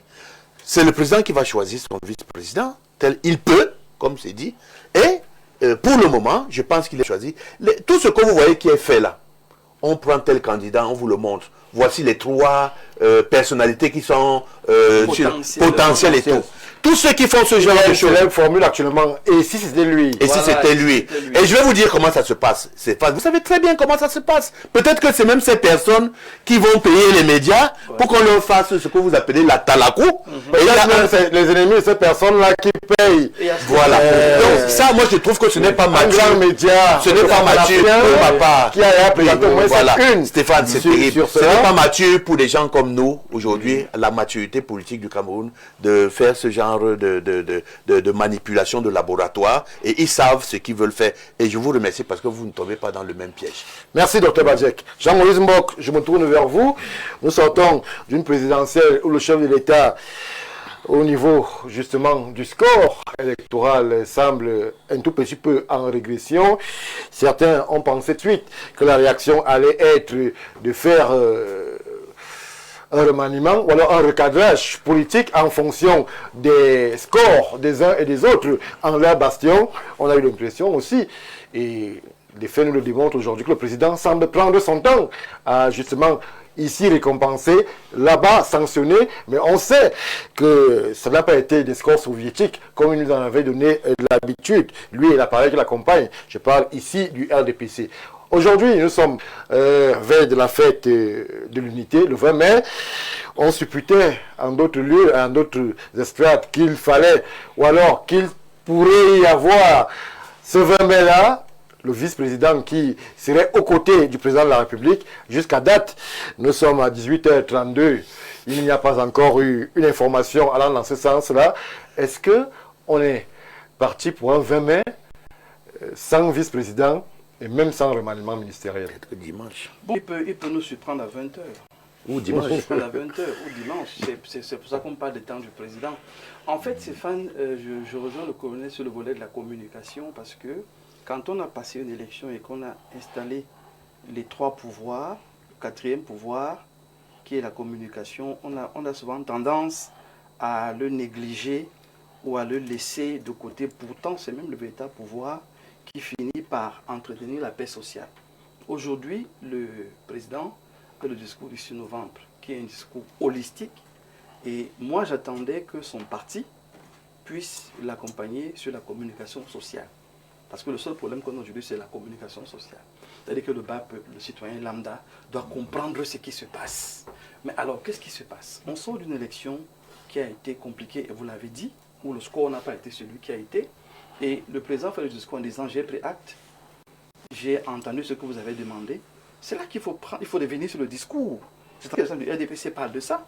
Le discours parle des réformes, pas de remaniement en priorité. Le discours qui fixe le cap du nouveau mandat, qui est 7 ans, parle des réformes. Alors, puisqu'il faut contenter le peuple, il faut le satisfaire, il faut apaiser les gens, on vous dit dans les tout prochains jours, il y aura un remaniement.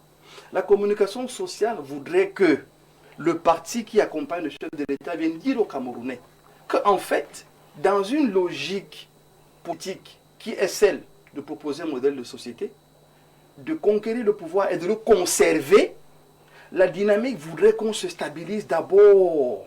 Donc, ce qui est en train de se passer aujourd'hui, c'est que le RDPC est en train de travailler en interne pour se stabiliser. Vous avez le secret du RDPC? Je parle de secret, mais ça c'est une lecture politique, je suis un homme politique aussi. Donc, dans la lecture politique, si moi j'étais au pouvoir à ce moment-là, avec le score qu'il y a eu et tout ce qu'il y a eu comme remue dans la nation, je ne me précipite pas à lancer des élections. Donc, la logique politique pour un homme politique stable, c'est qu'on repousse les élections comme on a repoussé. On se rejoint. On repousse les élections comme on a repoussé. On fait des réformes. Parce que dans les réformes, il faudrait qu'on donne une nouvelle perspective aux Camerounais. C'est que vous êtes plaint qu'il est âgé. J'ai pris note. Maintenant, je vais me doter d'un collaborateur qui va travailler avec moi. Mais laissez-moi le temps de le choisir.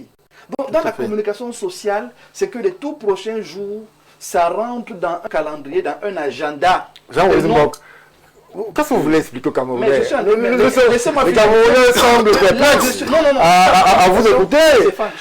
Qu'est-ce que vous voulez leur expliquer? Que le président aurait dit une chose en pensant exactement le contraire? Non. Dans la communication sociale, on dit... On parle de communication. Jean-Maurice Mbok, à la fin de l'émission, je vais vous dire une chose. Oui. La fin de l'émission arrivée, je vous dis, Jean-Maurice, peut-être ce sera à 22h. Oui. 22h arrivée, je vous dis, bon, on se voit dimanche, à ce moment-là. Très bien. Le mandat, c'est 7 ans, Stéphane. c'est 7 ans. Oui, oui. C'est pas Donc, 6 mois. prochain jour, c'est Mais 7 ans. laissez-moi continuer. Dans le langage politique, je parle bien de l'homme politique. Il y a en filigrane conserver le pouvoir qu'on a acquis de haute lutte même. Il faut le conserver. Et pour le conserver, on place ses fondations dans une concertation interne. Le RDPC avec ses alliés se sont concertés et ont estimé qu'il leur fallait du temps. D'abord, il faut repousser les élections, il faut faire des réformes, mais il faut se consolider à l'intérieur. C'est pour ça que ça prend le temps que ça prend actuellement.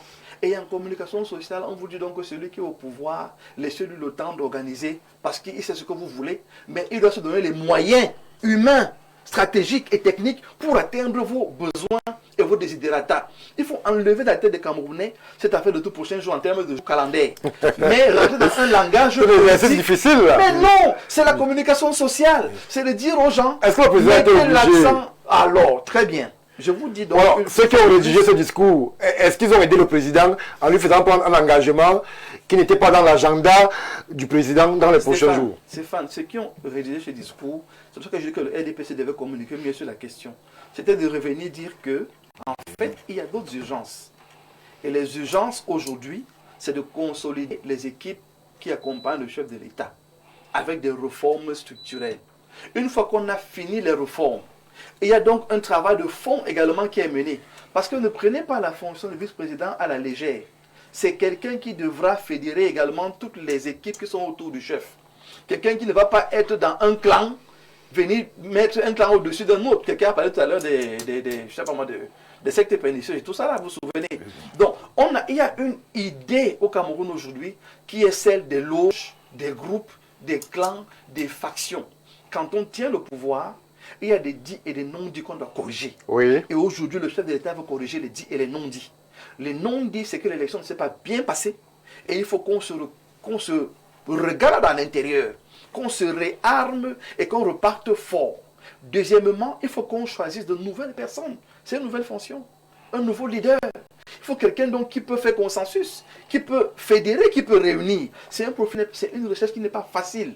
Parce que d'aucuns vous amènent l'équilibre régional, d'aucuns vous disent non, il faut un anglophone, non, il faut un francophone, il faut ainsi ça. Donc tout ça, les questions n'est pas la facile. famille. Voilà. Maintenant, le troisième volet, c'est que dans le remaniement ministériel, aujourd'hui, le poste ministériel, c'est un poste fortement politique en termes d'influence et d'impact dans sa zone. Si ceux qui sont là, après enquête, après recherche, c'est dit qu'ils ont suffisamment d'influence, alors le chef de l'État dit maintenant dans une nouvelle dynamique que les gars, on a lutté ensemble, on a gagné cette élection, continuons le combat pour satisfaire les Camerounais. À partir de ce moment-là, le remaniement n'est plus la priorité, le vice-président n'est plus la priorité, mais c'est satisfaire les besoins des Camerounais qui devient la priorité. Et c'est pour ça qu'on parle de communication. Parce que si vous ne communiquez pas d'appoint, de manière claire, les Camerounais sont confus. Et ça permet donc aux pourfendeurs de venir dire tout et n'importe quoi. Je rappelle simplement, Stéphane, qu'il y a un homme qui a été élu, ça aurait été X ou Y, il allait mettre sur pied sa politique. Vos cris d'orfèvre ne l'influencent pas, ça ne l'intimide pas.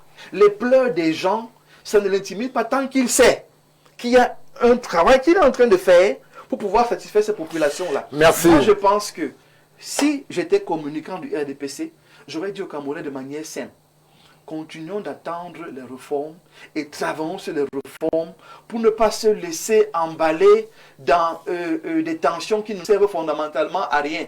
Le pays a besoin de paix. Le pays a besoin de cohésion. Le pays a besoin de se dire, il n'y a plus ni anglophone ni francophone. Il n'y a que des Camerounais. Le pays a besoin de se dire, on a besoin de performance, besoin d'une vision qui permet que les jeunes aient de l'emploi, que les femmes soient mises au niveau où elles doivent être. Donc, on a besoin d'un narratif nouveau. À partir de ce moment-là, mettez de côté cette lutte à la vice-présidence et aux différents ministères.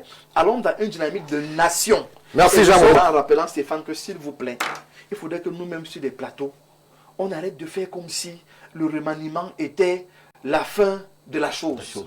C'est les missions qui doivent être la fin de la chose. Et je veux rappeler à ceux qui sont là en poste, qu'à vous, le chef de l'État vous dit, je vous fais confiance à nouveau. S'il vous plaît, travaillez. Menez les réformes sans bruit, sans tambour. Mais il faudrait qu'après 3 mois, après 4 mois, d'ici 4 mois, que les Camerounais même se disent, finalement, on n'a pas besoin de remaniement, hein. On a besoin d'action. Voilà les actions sur le terrain. Merci. Le challenge de votre côté. Merci. Bonsoir Stéphane. Un président a fait lui-même le constat de l'inertie et continue à être avec la même équipe. Je voudrais qu'on me démontre la logique interne d'une telle démarche pour revenir à ce que vous disiez, Jean-Moïse. C'est la logique. Bonsoir le panel. Juste pour expliquer que le temps de Dieu n'est pas celui des hommes, dont le président étant le Dieu de son pays, son temps n'est pas celui des citoyens. Parlez comme vous voulez, rien ne bougera qu'à son temps. Merci pour la contribution. Bonsoir. Je peux dire que le remaniement ministériel doit se faire car ces gens bloquent les chômeurs. La nomination du vice-président ne vient pas. Le chef semble fatigué. Bonsoir le panel. Pourquoi nommer toujours les personnes du troisième âge? La jeune génération ne sert à rien. Pour moi, c'est un combat perdu d'avance. Merci pour la contribution. On en prend une très rapidement. Jean-Moïse Mbok, vous n'êtes pas communicant du RDPC. Le RDPC ne vous a pas mandaté, malheureusement. Le message n'est pas signé. Pas signé parce que c'est qu'il a connu. Wow. J'ai bien dit. Franklin Sambou, je me tourne vers vous. On est en train de sortir. Mais pensez-vous que, justement, les Camerounais qui s'impatientent, ou bien la partie des Camerounais qui s'impatiente, elle est raison. Ou alors, elle s'impatiente eu égard aux propos tenus, ou eu égard tout simplement à la perception justement des contingences sociales.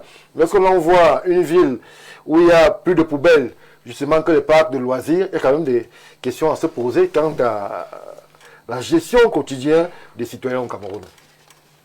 C'est comme nous l'avons dit de manière triviale, Stéphane, si on marche, on roule dans la ville de Yaoundé, on circule là partout, et qu'on se rend compte qu'il y a on a refait les routes. Un peu quand le pape arrivait, on a vu comment tout s'est passé là. Si on évolue, on se rend compte qu'il n'y a plus les problèmes d'ordures. C'est résolu. Si on se rend compte que c'est résolu, si on se, non, on peut vous amener quelque part. Non, je suis en train de dire que Si on se rend si on se rend compte, je m'exprime bien, si on se rend compte que allez-y, pour vous titiller un peu. Oui, je vous l'en prie. Si on se rend compte que le délestage, que Socadel a fait ce qu'il n'y a plus de problème d'électricité, qu'en water, à ce niveau, la ménagère va au marché, elle peut trouver à tout moment sa bouteille d'huile, elle peut avoir tel souci, on peut quitter de telle zone à telle autre sans souci. À un moment donné, on peut oublier le remaniement. C'est-à-dire, on peut oublier le remaniement. Mais maintenant, pourquoi ne pas oublier le remaniement? Pourquoi ne pas oublier le remaniement? Le président de la République, dans son discours d'investiture, a placé son mandat grandeur et espérance, jeunes et femmes. Il y a beaucoup de jeunes et de femmes qui attendent ce remaniement pour intégrer la machine gouvernementale. Voilà pourquoi ça restera toujours attendu. Parce que certains se disent que oui, mais j'ai des services en tant que jeune, 40 ans, 45 ans, s'il faut remplacer la machine au sein même du parti. Moi qui ai 45 ans, moi qui ai 40 ans, je peux espérer. Je peux espérer. Donc on peut dire, voilà les deux angles. Merci. Voilà les deux angles pour lesquels on ne peut pas s'en passer. Merci Franklin. Bonsoir brillant journaliste. Après avoir suivi Jean-Moïse Mbok, je tombe des nues. Son langage, comme c'est souvent le cas de certains hommes politiques, a aussi changé. Que lui a-t-on promis à son tour? Le Cameroun. Merci. Qui est même finalement crédible. Si vous voulez des explications farfelues sur les promesses du chef de l'État, c'est simplement... Oh là là... ça ne m'étonne pas. Soyons un peu modérés lorsque l'on s'adresse à ceux qui font la peine et ceux qui prennent la peine de venir nous enrichir justement de leur expertise. Bonsoir. Issa Chiroma sera nommé vice-président pour légitimer le sommet de l'État. Un gouverneur Chiroma sera formé, suivi de la dissolution du Parlement et des élections législatives et municipales. Je préfère ne pas relayer la fin, cher monsieur. Bonsoir le plateau et très bonne émission. Monsieur Mbok parle très bien, mais parle bien, Mais ce qu'il doit dire, c'est que c'est un gouvernement de 42 ans avec au moins 20 ministères qui ont déjà tout essayé. Ce qui est différent de quelqu'un qui vient faire un mandat, teste et a vu ses erreurs et veut corriger. Merci à vous. Bonsoir le panel. Je vous rappelle que l'année a 365 jours. Bonsoir le plateau. Je partage le même avis que le docteur Jean-Moïse Mbok. Bonsoir à tout le plateau. Quand vous parlez du poste de vice-président, j'aimerais savoir quelle sera sa véritable fonction et que va devenir le Premier ministre, souvent appelé chef du gouvernement. Alors, docteur Badjek, la question semble être un véritable serpent de mer. Elle oppose et parfois même divise les Camerounais de les fédérer autour d'un idéal, autour d'un narratif qui serait celui des compétences du vice-président censé porter justement l'espoir d'ambition, d'émergence. Aujourd'hui, que nous sommes quasiment au 6e mois de l'année, que d'illustres Camerounais s'en vont, ils ne sont pas remplacés. Est-ce que vous pensez que l'on peut arriver à l'an 2027 avec ce logiciel sans que là ne fasse encore tressaillir l'échelle chrysogène? Moi, ce que je voudrais dire, c'est que les Camerounais de moins en moins soutiennent l'incurie. Et il y a un style d'éléments factuels que l'on reproche et que vous ne pouvez pas ignorer. Mais d'un autre côté, je me rends compte que nous avons la possibilité de faire mieux. La preuve, c'est qu'il y a une route qui a été faite en 3 jours. Elle était bitumée. Il y a une du côté de Mvan qui est décapée depuis près de 1 mois et demi et qui nous empêche de pouvoir circuler normalement. Et on ne fait rien pour les usagers. Je voudrais savoir si ce qu'il y avait à faire sur cette route-là était moins important, plus important que ce qu'il y avait à faire à la Cité Verte. On a vu une entreprise venir et bitumer la route.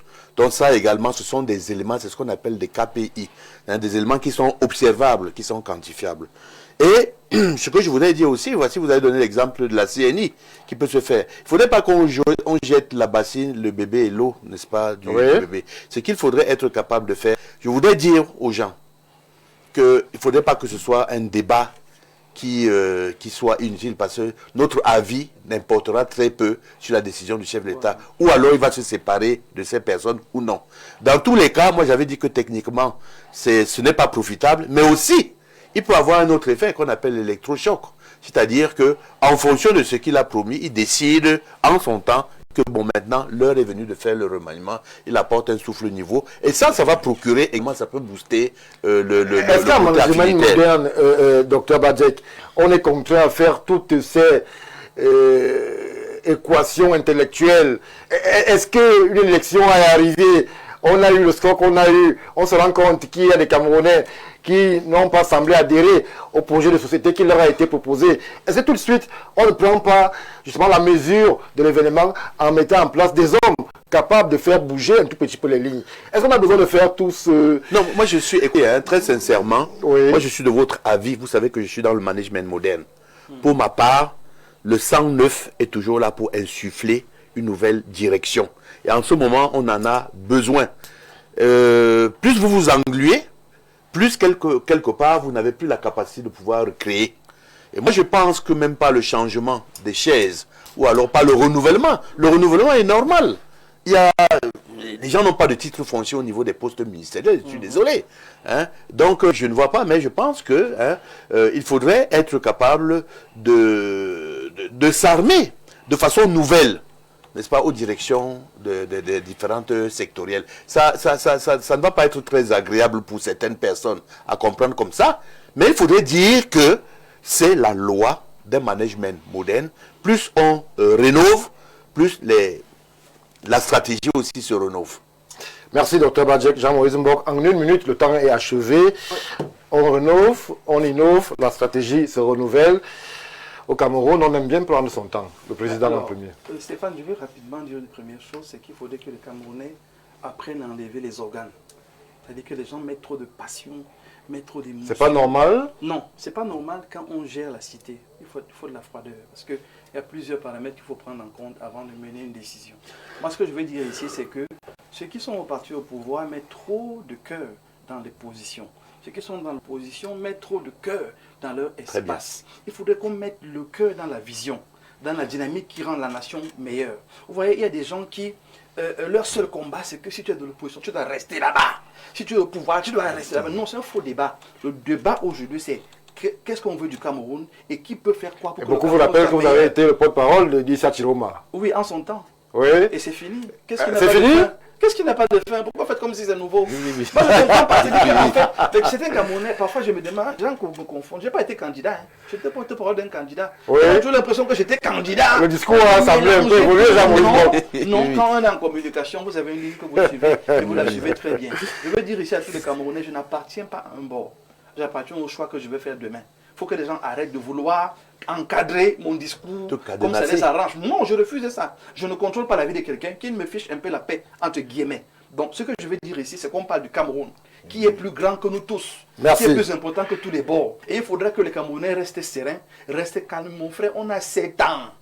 Mieux on garde notre cœur là pour courir pendant les 7 ans. Et pendant les 7 ans donc là, que le président qui nous dirige comprenne que les Camerounais ont des besoins, ont des attentes. S'il remanie, qui crée la coercition. Et s'il remanie, qui a un contrôle, qui a un suivi, c'est tout ce qu'on demande. Ce n'est pas l'affaire de jeunes ou de vieux. Merci, Jean-Maurice Bock. Performance dans la nation. Merci. On va vous remercier pour votre présence en ces lieux. Merci Franklin. Dr Badjek, vous, on ne vous lâchera pas pendant cette semaine de l'unité. On va essayer de profiter au plus de votre expertise et de votre science, justement pour évoquer ces grands moments de l'histoire du Cameroun. Mesdames, Messieurs, vous ne bougez pas tout de suite. Dans 7 minutes et quelques secondes, vous aurez rendez-vous avec l'actualité, j'aime à le dire, en langue de Shakespeare. Mimi Chogola éloge, justement pour cet exercice. 20h, même exercice, Théophile Vianney-Billa, lui aussi, sera de la partie pour ce relais d'informations sur Info TV. Nos grands rendez-vous du week-end sont connus, Libre Expression. Jean-Jacques Zé sera là pour le grand débrief de l'actualité avec des invités triés sur le volet. C'est la marque de fabrique de Info TV. Mesdames, Messieurs, merci encore. Très bon début de week-end.